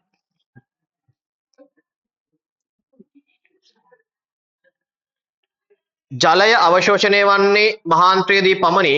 ජලය දරුවෝ මේ මෙහෙමයි කතාව. සාමාන්‍යයෙන් මට කියන්න බලන්න ආමාශය තුලදී මොනවද අවශෝෂණය කරන්නේ? ඒක හරි ලේසි මතක තියාගන්න. මම නරක වචනයකට ඔය හිතන්න එපා. හරිද? සාමාන්‍ය වතුර තිබහා ආපුව වරස අපි බොනවනේ වතුර ටික. වතුර බීපු සැනින් මොකද වෙන්නේ? වතුර තිබහා නැති වෙනවා. හරි. ඔලුව කැක්කුමක් ආපු ගමන් අපි බොනවනේ පැනඩෝල් එක. මොකද වෙන්නේ? විනාඩි ගාන නැත්නම් මොකද ශුද්‍රාන්තයේම ගිහින් එන්න නම් පැය 3ක්වත් යනවනේ. ඔලුව කැක්කුම හැදිලා පැය 3ක් විතර යනවා. දැන් ඔයාලා හොඳ වෙන්න. අනික තමයි නරක වෙනවා. නිකන් ෂොට් එකක් දාපු ගමන් කට්ටිය කියනවා වදිනවා කියලා. ඒ කියන්නේ මොකද්ද? බීපු ගමන් වදිනවලු. ඇයි වදින්නේ? ශුද්‍රාන්තයට ගිහිල්ලා එන්න ඕන නම් මොකද වෙන්නේ? බීලා පැය 3ක් විතර යනවා මොනවද වෙන්නේ? මොකක් හරි මතක් හරි ඉන්නේ. එහෙනම් මොනවද? ජලය, ඖෂධ, මද්යසාර, ශුද්ධ ආමාශයේදීම අවශෝෂණය කරනවා. එහෙනම් ජලය ගන්න තැන තමයි කොහෙද? ආමාශය. ඊට පස්සේ තව හෙන්න ලොට් එකක් ගන්නවා කොහෙන්ද? ශුද්‍රාන්තේ. අනිකුත් ඒවල් වගේම ජලයත් පිළිපොර ගන්න කොහෙද? ශුද්‍රාන්තේ. ඊට පස්සේ ඉතුරු වෙනවනේ ටිකක් මල පහයි. අන්නේ ටික ගන්නවා කොහෙන්ද? මහාන්තරයේ වගේ. එහෙනම් ජලය ඔය තුනේ බලන්න. දැන් මල පහ වල තියෙන ජලය අධිකව වියලි වෙනවනේ පෙලක් මිනිස්සුන්ගේ. ඇයි ඒ වතුර පානය කිරීමෙන් මල පහ පිට කරන්න අමාරු වෙනවා ඊට පස්සේ නේද? ඈ ඒ වෙන්නේ ඇඟේ ජලය අඩුයි නම් ඔන්න මල පහ වල ටික හරි ගන්නවා. දන්නවද ඖෂධ මහාන්තරයෙන් ගන්න බෑ දන්නවද? බුද මාර්ගය හරහා දාන සමහර බෙහෙත් වර්ග දන්නවද? ඒවා බිව්වොත් මොකද වෙන්නේ? ඊයා එක තමයි ප්‍රශ්නේ තියෙන්නේ. මොකද බුද මාර්ගය දාලා රම්බොන්නේ නැහැ. ඊයා වෙන්නේ හරිද? ඊයා එක මොකද්ද? ඊයා එකක් නෙමෙයි ප්‍රශ්නේ තියෙන්නේ. බුද මාර්ගෙන් දාන බෙහෙත් ආමාශයෙන් බිව්වට වැඩක් නැහැ. ඇයි? ඒවා ආමාශයෙන් අල්ලන්නේ නැහැ. ඒවා අල්ලන්නේ කොහෙන්ද? බුද මාර්ග හරහා දාන මහාන්තරයෙන්. හිතනවද නේද? හරිද? ඉන්ජෙක්ෂන් කරන ඒවා බිව්වොත් මොකද? ඉන්සියුලින් බොනවා. නෝ බඩ පිරෙන. ප්‍රෝටීන් නේ. එච්චරයි. තේරෙනවද? ග්ලූකෝස් සාන්ද්‍රය අඩු වෙන්නේ නැහැ. ඒක මොනවා? ඒවා බ්ලඩ් වලට දෙන්න ඕනේ ඉන්සියුලින්. දැන් මගේ නේ. ඉන්නද? හරිද? ඒවා බ්ලඩ් වලට දෙන්න ඕනේ. ඒ වගේ අදාළ ප්‍රවේශ මාර්ගයෙන් තමයි දෙන්න ඕනේ. හරිද? රයිට්. ඊට පස්සේ අංක 4 කුඩාන්ත්‍රයේදී ග්ලූකෝස් පහසු කර විසරණය මගින් අවශෝෂණය වේ. පට්ටනදී ෆ්‍රුක්ටෝස් පමණයි පහසු කර විසරණයෙන් ගන්නෙ. ඒවා තමයි අක්‍රිය. ඒතර සියලු ඒවා ෆ්‍රුක්ටෝස් හැර සක්‍රියයි. ෆ්‍රුක්ටෝස් හැර සියල්ල සක්‍රිය තමයි. ෆ්‍රුක්ටෝස් පමණයි පහසු කර විසරණයෙන් ගන්නෙ. ග්ලූකෝස් සක්‍රියයි කියන්නේ. අන තේරිය. සුපිරි නේද? හරිද? මේද අධික ආහාරයෙන් ගැනීමෙන් ආමාශික විෂය ශ්‍රාවය නිෂේධනය වේ ඇත. ඇයි? මේ දේ වැඩිපුර කෑවට පස්සේ කො බලන්න මස් එහෙම වැඩිපුර කාලා නිකන් අර ස්මෘත්තාවට ඇවිල්ලා තියෙන කට්ටිය අත්දැකීම තියෙනවා. දැන් හිතන්නකෝ දැන් මම ඔන්න ඉන්ටර්වල් එකේදී කනවා. පට්ට කෑමක් කනවා මස්. මට පන්ති කරන්න පුළුවන් ඇවිල්ලා ඊට පස්සේ. බෑ ඇයි? මට කතා කරන්න තියා මට හුස්ම ගන්නවත් බෑ. හුස්ම කියන්න බෑ. හුම්ම කියලා කියෙන්නේ ඇයි? ඒ තරම් බඩ පුරායිලා. බඩ පිරීලා. ආමාශය අර නෙමෙයි. කෙලින් එලා බඩ උල් වෙන්න කනවා කියලා කියන්නේ. එතකොට ආමාශයේ දැන් මස් ටික මොකද වෙන්නේ? පැය ගාණක් යනකම් ආමාශයේ මස් ටික තියෙනවා. ඇයි? මේදය සහ ප්‍රෝටීන් අධික ආහාර ගත්තට පස්සේ ආමාශය හිස් වෙන්නේ නැහැ. ඒ ක්‍රියාවල් ඔක්කොම මොන වෙනද? ආමාශය ක්‍රියාව නිෂේධනය වෙනවා. හිමින් තමයි කොහෙටද ගන්නෙ? ග්‍රහණය. මස් කෑවට පස්සේ පස්සේ ප්‍රෝටීනක් තියෙනවා ලිපිඩක් තියෙනවනේ. හෙනම අමාරුවෙන් තමයි ජීර්ණය වෙන්නේ. තේරෙනවද? එළවලු වරේ මේ කෑවොත් සිං ගාලා බඩ බහිනවා. ඇයි ඒ වේ නෑනේ ප්‍රෝටීන සහ මේද වැඩිපුර. තේරෙනවද? එහෙනම් ඕම් ওই වචනේ හරියනවා.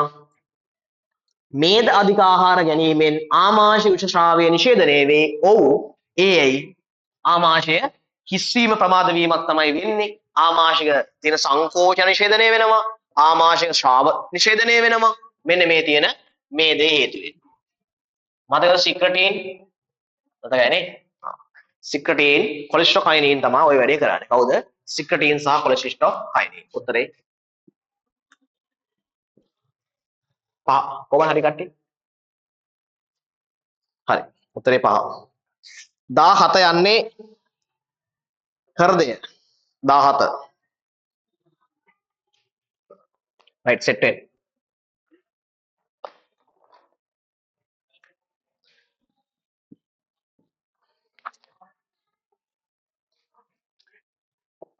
හෘදය සන්නායන පද්ධතිය සම්බන්ධයෙන් ගැලපෙන්නේ මතකද සන්නායන පද්ධතියේ පිහිටීම කොහොමද කියලා?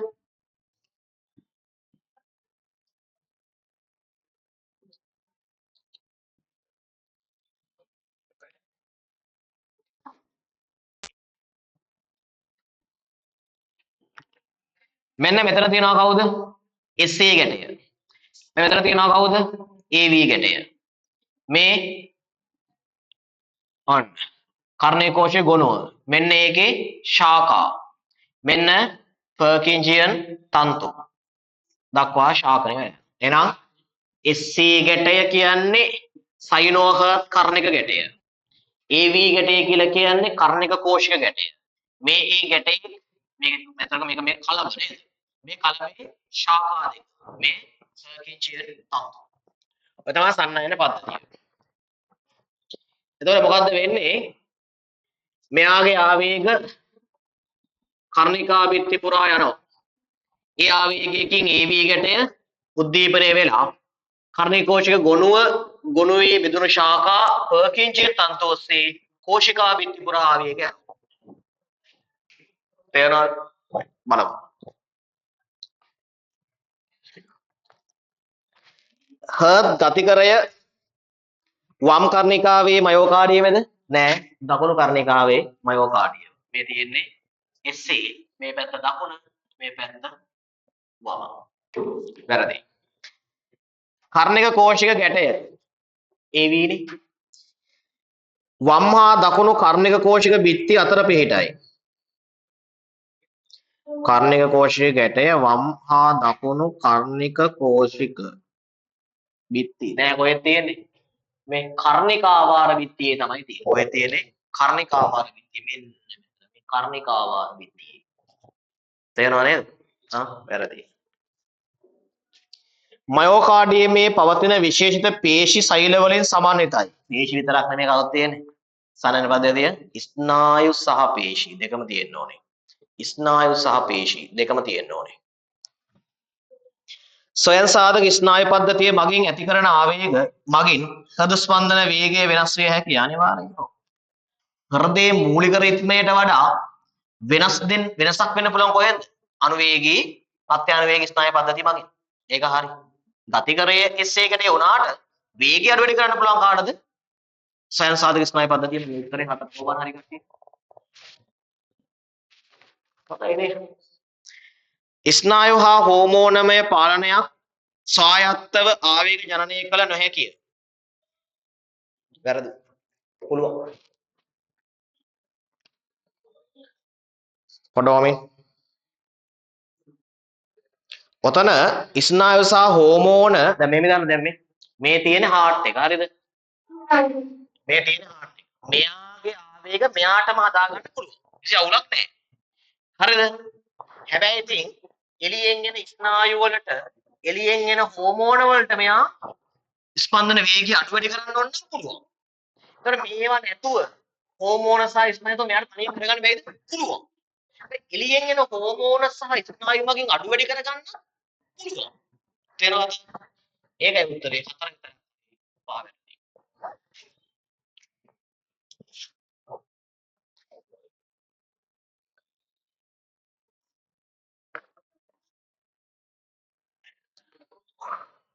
17ට 4 නේද ආවේ?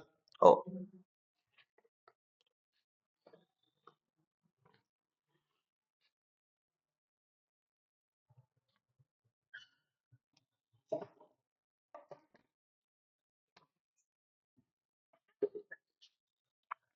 දහඅට මිනිස් ක්ෂය රෝගයට එරෙහිව භාවිතා වන BCG එන්නත පිළිබඳව අසත්‍ය වන්නේ. ළමයි BCG එන්නත කියලා කියන්නේ මෙහෙමයි. සක්‍රිය කෘතිම සක්‍රිය එන්නතක් තමයි BCG කියලා කියන්නේ. කෘතිම සක්‍රිය කියලා කියන්නේ ඉන්ජෙක්ෂන් එකක් විදිනවා අපේ ඇඟට ශුද්ධ ජීවීන් අඩංගු. අපේ ඇඟේ මොකද වෙන්නේ ළමයි? කො බලන්න මේ පැත්ත. අපේ ඇඟේ මොකද වෙන්නේ? ප්‍රතිදේහ නිපද වේ. ඔන්න එක. ඒ නිසා අපේ ඇඟේ මතක සෛල ඇති වේ. T මතක B මතක ඇති වේ. ඒ නිසා මේක දිගු කාලීන වේ. ඔයාලට පොඩි කාලේ දුන්නා තාම තියෙනවා. මරණකම තියෙනවා. හරි? මරණකම තියෙනවා. එහෙනම් මොකද වෙලා තියෙන්නේ? බෙලහීන කළ ශුද්ධ ජීවි ඔව් ක්ෂය රෝග බැක්ටීරියා තමයි ඉන්නේ. T හා B මතක නිපද වේ. හරි.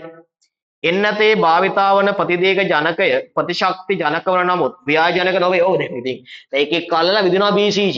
උට පිට ගැස් මොකද්ද මේ උට හැදෙන්නේ නැහැ ක්ෂය රෝගේ. එයා ව්‍යාජනක නැහැ.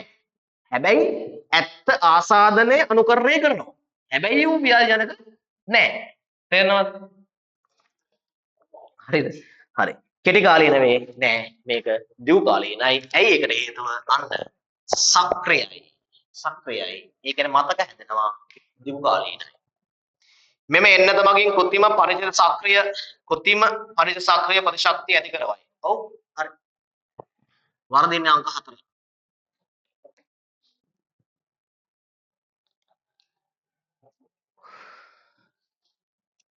හරි. හරි. විනාඩි දෙකක්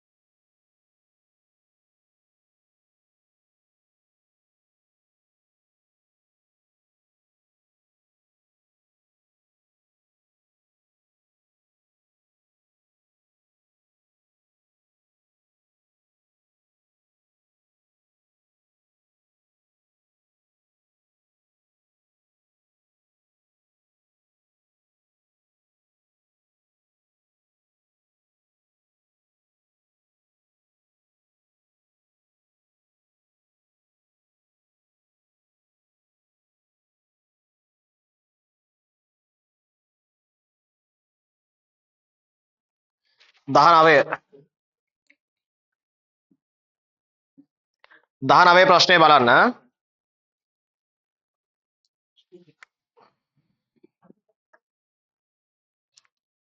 19 බලන්න.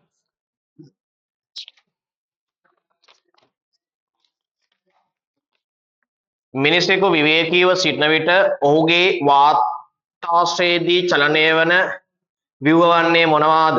ළමයි මෙහෙමයි. මිනිසෙකු විවේකීව ඉන්නවා කියලා කියන්නේ සාමාන්‍ය ආස්වාසය සහ ප්‍රාස්වාසය කියන මත තියාගන්න. දැන් දුවල ඇවිල්ලා අතිදදා කරනවා කියන්නේ සාමාන්‍ය නෙවෙයි. එතකොට අතිරේක ශ්වසන පේශි පපු උදර නේද? ගෙලෙහි ඒවා දායක වෙනවා. මේ සාමාන්‍ය ආස්වාදයකට දායක වෙන්නේ ඔතන ඉන්න සියලුම පරශු නැහැ. මොකද පළවෙනි පරශු ගුණ දායක වෙන්නේ නැහැ. ඒ වැරදි. අන්තර පාර්ශ්වික පේශි සුපිරි. ඊට පස්සේ පපු ප්‍රදේශයේ වැරදි ඒක අතිරේක. උරතලය අනිවාර්යයෙන්ම හරි පාර්ශ්වත් එක්කම උරතලය ඇදලා යනවා. ඒත් එක්කම ප්ලූරා පටලේ කොහොමද දෙන්නේ බෑ නේද? ආස්වාස් ප්‍රාස්වාස් වෙද්දී උත්තරේ BDE කොබන් හරි කට්ටිය BDE නියමයි.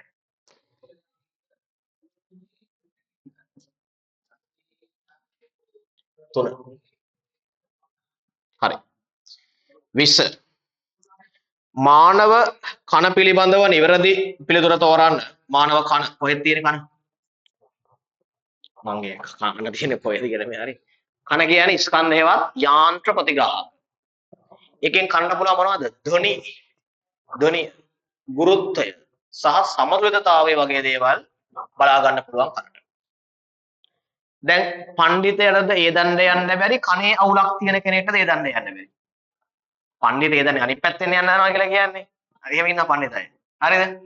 අපි කියන දේට විරුද්ධව යන කට්ටිය නේ පඬිත. මම කියන්නේ ඒක නෙමෙයි. ඒ දණ්ඩ එක වගේ යන්න බැරි කාටද? ඇතුළු කනේ ප්‍රශ්නයක් තිබ්බොත් තමයි ඒ දණ්ඩක යන්න බැරි. ඇයි? බැලන්ස් එක නැතුව යනවනේ. හරිද? වයස යද්දිත් ඒක වෙනවා කොහොමත් මේ ඇතුළු කනේ ප්‍රශ්න වෙන නිසා. සාමාන්‍යයෙන් යං කෙනෙක්ට නම් ඒක එහෙම වෙන්නේ ඇතුළු කනේ ප්‍රශ්නයක් තියෙන හින්දා. හරිද? චෙක් කරගන්න එතකොට. බැලන්ස් නැහැ වගේ නම් කනේ ප්‍රශ්නයක්. හරිද? මොකද වෙන්නේ?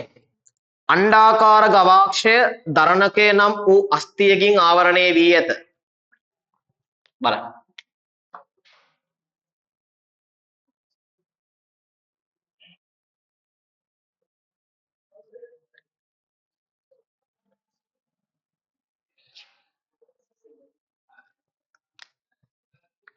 මුද්ගරිකාව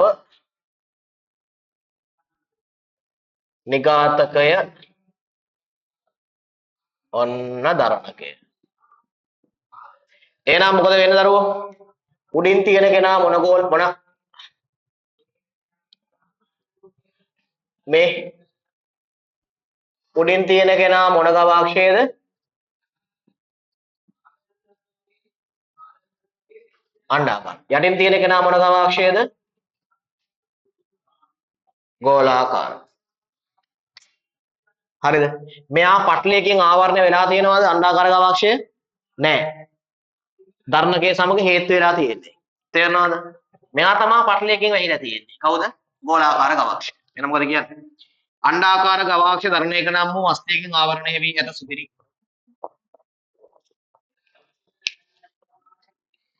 යුෂ්ඨේකීය ප්‍රණාලයේ මැද කර ගසනිකාවට සම්බන්ධ වේ. බලන්න කට අරින්නකො. දැන් අපි කන නිකන් කන අගුල් වැරලා වගේ නේ කට ඇරලා පොඩ්ඩක් පුළුවන් නේ පොඩි ෂේප් එකක් දාගන්න. කතා බහ කරලා. හරිද? පුළුවන් නේ? ඒක තමයි නේ. ඇතුළු කනත් සෝරි ඇතුළු ගන්න මේ මොකද? තුරු කනද සෙල්ලම් දාන්න බෑ. කතා බහ කරලා ඒක එන එක. හරිද? මැද කනත් එක්ක පුළුවන් මොකද නිකන් ගසනිකාවේ වායු පීඩන අඩු වැඩි කරලා මැද කනේ පීඩන අඩු වැඩි කරයි. එහෙනම් මෙන්න මෙයා පොඩ සම්බන්ධ වෙන්නේ ගසනිකාවට. එමගින් මැද කන තුල පීඩනය ගසනිකාවේ පීඩනය කියලා කියන වායුගෝලීය පීඩනය. වායුගෝලීය පීඩන සමාන නා කවුද? මැද කන තුල පීඩනය ගසනිකාවට ඇවිල්ලා ඒ කියන්නේ යුෂ්ඨිකේ නාලය තමයි මේ වැඩේ කරන්නේ. මේත් හරි. අලින්ද නාලය හා කර්ණපටහ නාලය අන්තෝවසා තරලයකින් පිරිය. එහෙමයි. මෙන්න මේ තියෙන අතුරු කනේ මොන නාලයද? අලින්ද නාලය. මේ තියෙන කවුද? කර්ණපටහ නාලය. මෙරේ කෙනා කවුද? කර්ණශාංක ප්‍රණාලය මේක ප්‍රණාලයද අලින්ද මේක ප්‍රණාලයද කර්ණ පටහ මේක කර්ණශාංක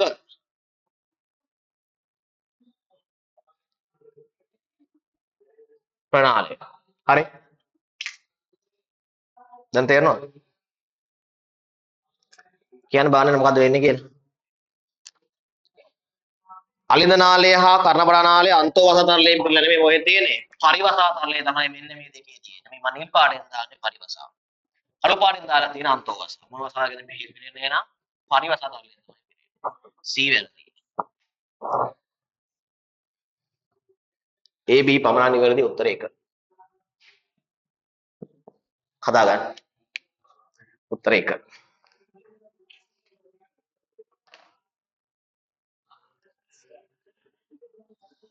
හරි අපි යනවා අන්තිම පහට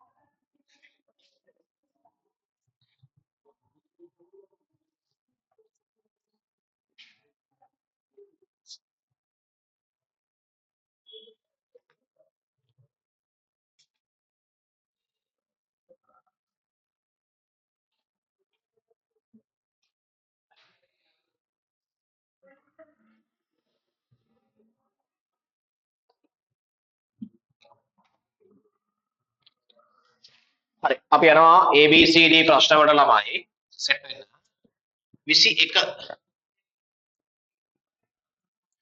ජීවීන්ගේ ස්කන්ධයේ 104ක ප්‍රමාණයක බහුලව අඩංගු මූලද්‍රව්‍ය වන්නේ දරුවනේ 96ක් මං පේපර් නම්බර් 1 එකෙත් ඔය කතා කරා නේද හරිද 96ක් CHONA percentage ඉතිරි 104 වැඩි ප්‍රමාණයක් කැල්සියම් ෆොස්ෆරස් පොටෑසියම් සල්ෆර් වැඩි ප්‍රමාණයක් සුළු වශයෙන් තියෙන කවුද sodium chlorine magnesium boron copper cobalt chromium ඊට පස්සේ fluorine iodine යකඩ ඔය ටික තියෙන අපෙන් අහන්නේ බහුලව අඩංගු ඊක අහගන්න හතරෙන් බහුලව ඒ කියන්නේ මෙන්න මෙයා දැන් මෙයාලා සුළු වශයෙන් තියෙන්නේ 104 මුන් අහන්නේ නයිට්‍රජන් ෆොස්ෆරස් තියෙන A උත්තරේ වරදිනවා සෝඩියම් තියෙන නිසා B උත්තරේ වරදිනවා පොටෑසියම් සල්ෆර් තියෙන නිසා මෙතන බඩු හරියනවා පොටෑසියම් සල්ෆර් කැල්සියම් ෆොස්ෆරස් තියෙන නිසා D උත්තරේ හරියනවා මැග්නීසියම් තියෙන නිසා E උත්තරේ වර්ධිනවා උත්තරේ C සහ D කියන්නේ ලස්සන උත්තරයක් ආවා 4 ලස්සන උත්තරයක් ආවා 4 මං කිව්ව දේවා තේරුණානේ හරි තේරුණාද වැඩි ප්‍රමාණයක් තියෙන එකනේ අහන්නේ හරි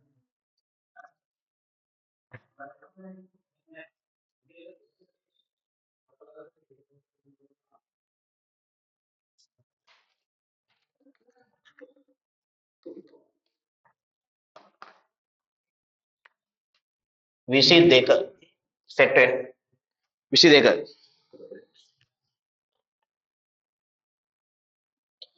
පාතනෝත්පලණය නේ පාතනෝත්පලණය කියන්නේ මොකද්ද දැන් ඔයාලා දන්නවා මෙහෙම මලක් තියනවා කියලා හිතන්න මලේ ඔහොම තියෙනවානේ රේණු අර මෙව්වා හරි සංසේචනය වුණොත් මොකද වෙන්නේ අවුලක් නැහැනේ අවුලක් නැහැ සංසේචනය වුණොත් අවුලක් නැහැ ගෙඩියක් හැදෙනවා ඔයාලා දන්නවා ගෙඩියක් හැදෙන්න සංසේචන වෙන්න ඕනේනේ 99.9%ක්ම ගස් වලට හැබැයි 0.0 ගානක සම්භාවිතාවක් තියෙනවා සංසේචනය නොවුවත් මොනවා වෙන්නද ඩිම්බකෝෂයේ ඵලයක් බවට පත් වෙනවා. ඩිම්බකෝෂයේ ඵලයක් බවට පත් හැමෝගෙම නෙමෙයි. සමහර ශාකවල ඉතින් අපි ඔකට කියන නමක් කියලාද? පාතෙනෝ ඵලනය. එහෙනම් මොකද්ද පාතනෝ ඵලනයේ අදහස? මේ ඩිම්බ කෝෂය කවුරු බවට පත් වෙනවද? ඩිම්බ කෝෂය මෙන්න මේ ඵලය බවට පත් වෙනවා.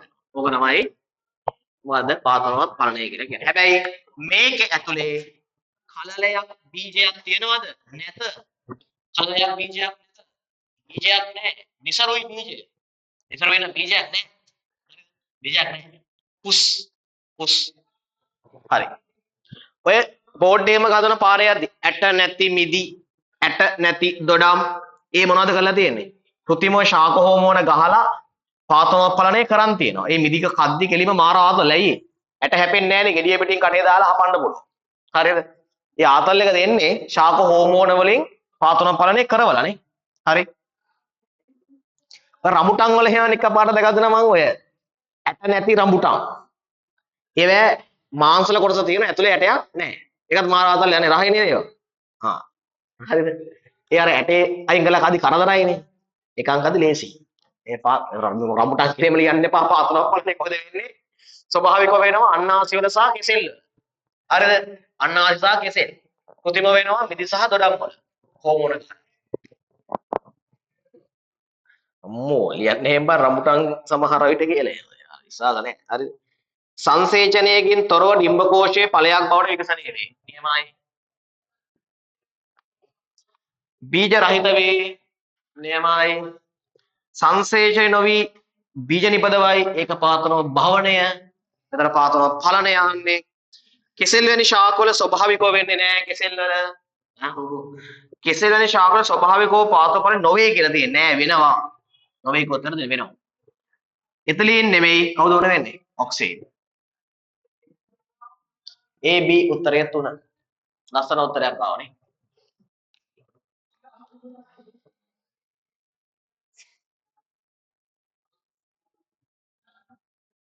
හරි.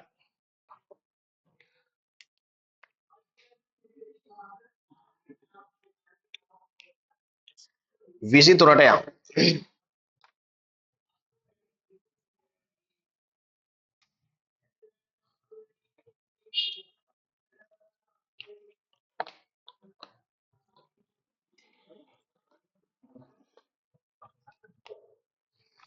මොකක්ද අහලා තියෙන්නේ? රයිට්.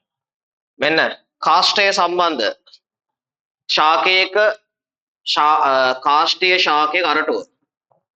ඔය අරටුව ගැනත් ගොඩක් කියමු වරදවා තීරුම් අරන් ඉන්නවේ. හරි. ආගන්නමු. අරටුව කොහෙද තියෙන්නේ? මැදනේ. අරටුව තියෙන්නේ මැද. මුලින්ම බලමුකෝ කාස්ටය කියන එක සම්බන්ධයෙන්. හරි. ද්විතීක වර්ධනය වෙච්ච ගහක මේ MCQ ට කියවල ගාස ඔයාලමයි යවන්නේ. හරි. මේ මාසේ මේ විවගතයේ මාකින් බලා ගන්න අපේ මේ ලොකුවට භයානක මාසයක් නෙමෙයිනේ මේ. හරි දෙසැම්බර්නේ. හරිද? ජනවාරිය තමයි භයානක මාසේ පටන් ගන්න. හරිද? එතකොට මේ වැඩ තියනවා. ඔන්න කඳේ මේ මැද ටික කවුද? කාස්ටේ. ඒ කාස්ටේ කියලා කියන්නේ කාස්ටියේ හින්දා, හයියේ හින්දා. එළිය කවුද? පොත්ත. එහෙනම් කඳක කොටස් දෙකයි කවුද? එළියෙන් තියෙනවා පොත්ත. ඇතුලෙන් තියෙනවා කවුද? කාස්ටය. කියන්න බාන්න පොත්තේ ප්‍රධාන පටක දෙක කියු නැත්තම් ගහනවා. මේ උදේ මේ දැන් පොටර කලින් කියලා ඉන්නේ. මොකද කොටස් දෙක? පරිචාරමය සහ ද්විතීක ශෛල මතකයි නේ? හරිද? පරිචාරමය හා ද්විතීක ෆ්ලෝයම් ශෛලම නෙමෙයි. හරිද? ෆ්ලෝයම්. හරි නිකන් කිව්වේ. කාස්ටයක් කැලි දෙකකට බෙදෙනවා. කොටස් නෙමෙයි කලාප දෙකයි. දැකලා තියෙනවද කොස් ගස් වල එහෙම? පොත්ත ගැලෙවුවට පස්සේ ඇතුලේ තියෙනවා කැපුවට පස්සේ තදප කහ පාට ප්‍රදේශයක් තියෙනවා. ඒ තමයි අරටු. කොස් ගස් වල එහෙම තියෙනවා එළය ලා කහ පාටයි. එහෙනම් මේ කවුද? අරටුව. මේ කවුද? එළය. අරටුව හා එළය. තේරෙනවද? අරටුව හැදෙන්නේ කාගෙන්ද? ද්විතීක ශෛල වලින්. එළය හැදෙන්නේ? එළය හැදෙන්නේ ද්විතීක ශෛලම තමයි. ඕම බලතු ගන්න. හරිද? හරි. එහෙනම් ඒ අරටුවට අරටුව හයිය. අරටුවේ විවිධ දේවල් තැන්පත් වෙලා තියෙනවා. ඒ වගේම අරටුවේ කතාව තමයි ජලය සන්නයනය නොකරයි එළයෙන් තව දුරටත් ජලය සන්නයනය කරයි. දැන් කරවෙන්න වේලිලා තියෙන්නේ කවුද? අරටු. එහෙන් තමයි යාව දිරන්න නෙමෙයි නැත්තේ. එළය තදුර ජලය යනවනේ. එළයටම තමයි තියෙන්නේ. එහෙනම් කියනවා මැරිච්ච දිදික සෛලව පණ තියෙන ඒවා. පණ නැහැ දිදිකම කොහොම යන්න තියෙන්නේ. හරිද? සජීවී අජීවී. මේක අජීවී කතාවක් නෙමෙයි කොහොමද එකම අජීවී. මොකද්ද වෙනස තියෙන්නේ? මෙයාගේ ජලයේ පරිවාහනය වෙනවා වෙන්නේ මේ අරටුවේ වෙන්නේ නැහැ. එළයේ වෙනවා. මොකයි වෙනස තියෙන්නේ? හරි දැන් බලන්න එහෙනම්.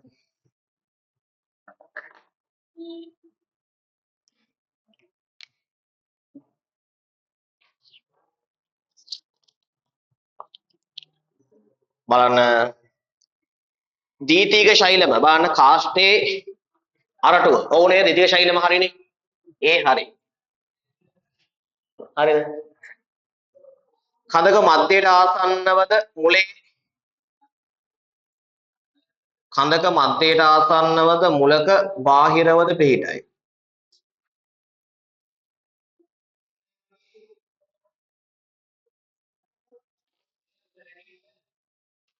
මේක එහෙම ගන්න බෑ. ඒ කතාව වැරදි. මුලේ එහෙම ගන්න බෑ. සියලු සෛල අජීවී වේ. ඔව් නේද? සියලු සෛල අජීවී තමයි. අජීවී අජීවී 100ක් අජීවී. අරටුවේ සෛල මොකුත් නැහැ සජීවී ඒවා. ලික්නිභූත ජලය පරිවාහනය නොකරන තද පාට අනිවාර්යයි.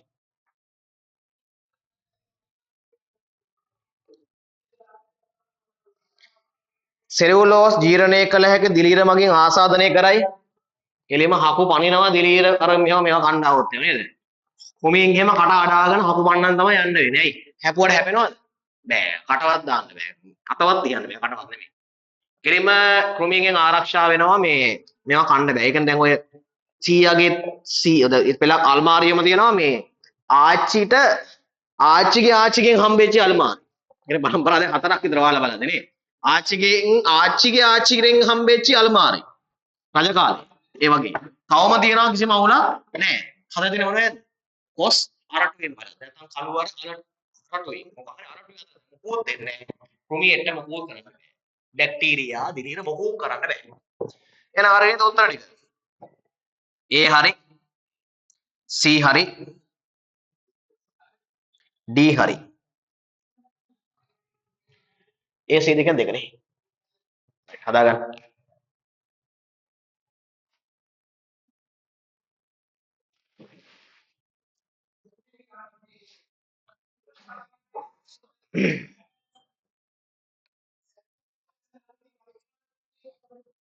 මොකක්ද ඊගා ප්‍රශ්නේ? උපත්පාලන ක්‍රම ටක් ගාලා යන නෝට් එකේ උපත්පාලන ක්‍රම වලට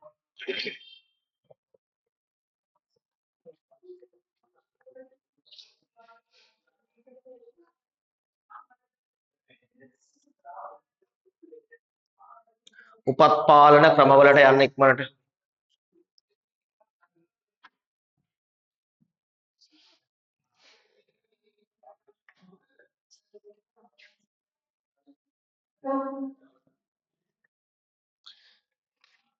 යුක් බාන తాවකාලික උපත්පාලන ක්‍රම ස්ත්‍රිය සඳහා වූ ගිලින පෙති. ඒ කියන්නේ ලෝකයේ වැඩිපුරම ප්‍රචලිත මොකද්ද? ස්ත්‍රිය සඳහා භාවිතා කරන මාසික උපත්පාලන ගිලින පෙති. මොකද කරන්නේ එතනින්? ඔව් අධික ප්‍රොජෙස්ටරෝන් සාන්ද්‍රණයක් ගොඩක් පෙති වල තියෙනවා ප්‍රොජෙස්ටරෝන් ඊස්ට්‍රජන් තියෙන්න පුළුවන් සමහර ඒවා දෙකේම තියෙන්න පුළුවන් සමහර ඒවා. රුධිරයේ අධික ඊස්ට්‍රජන් ප්‍රොජෙස්ටරෝන් සාන්ද්‍රණයක් තියෙනවා කියලා කියන්නේ ස්ත්‍රිය සාමාන්‍ය ගර්භණීය ස්ත්‍රියක් වගේ. ඒ පෙති බොනත් කම එයාගේ හෝමෝන සාන්ද්‍රණය වැඩි. ඒතර මොකද වෙන්නේ? එයාගේ බිම මෝචනය වෙන්නේ නැහැ. නේද? බිම පරිණත වෙන්නේ නැහැ. ඔය තමයි වෙන්නේ. බලමු එහෙනම්. යුක්තාණුව අධිරෝපණය වීම වළක්වයි. යුක්තාණුව අධිරෝපණය වීම වැළැක්වීමක් නැහැ. සිවුනිකා පරිණත වීම නිෂේධනය කරයි. ඒක නම් එන්නමේට්‍රියම තුනී කරයි. පොර රිසෝස් එක පොඩ්ඩක් ගන්න කරලා බලන්න රිසෝස් එකේ.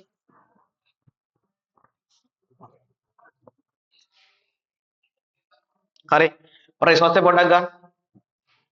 අරන් බලන්න උපත්පාලන ප්‍රතිගාව තියෙන පොයින්ට් එක මොනවද කියලා.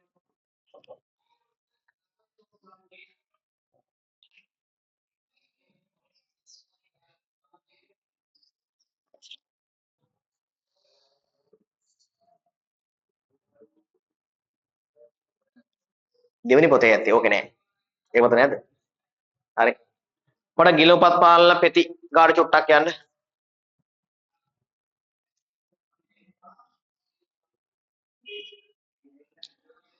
හරි. හරි. ඊට පස්සේ බලන්න එන්නමේට්‍රියම තුනී වීම. හරි. ඊට පස්සේ ගැබ්ගල ශ්‍රේෂ්ඨ මල ඝන වීම මගින් ශුක්‍රාණු ඩිම්බ වේද ප්‍රවේශ වීම වළක්වයි. වැරදි. මොනවද හරියන්නේ එතකොට?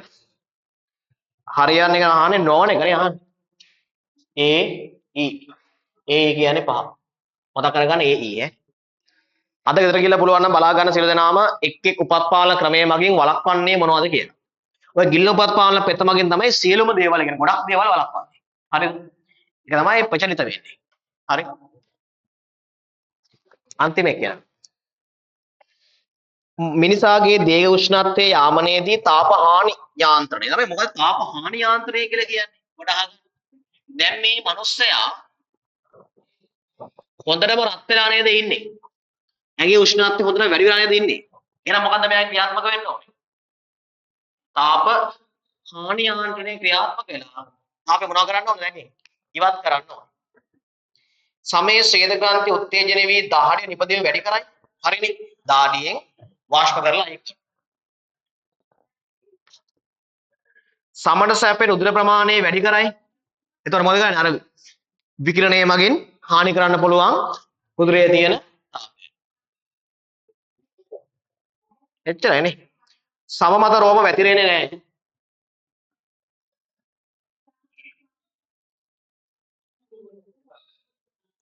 පොඩයි.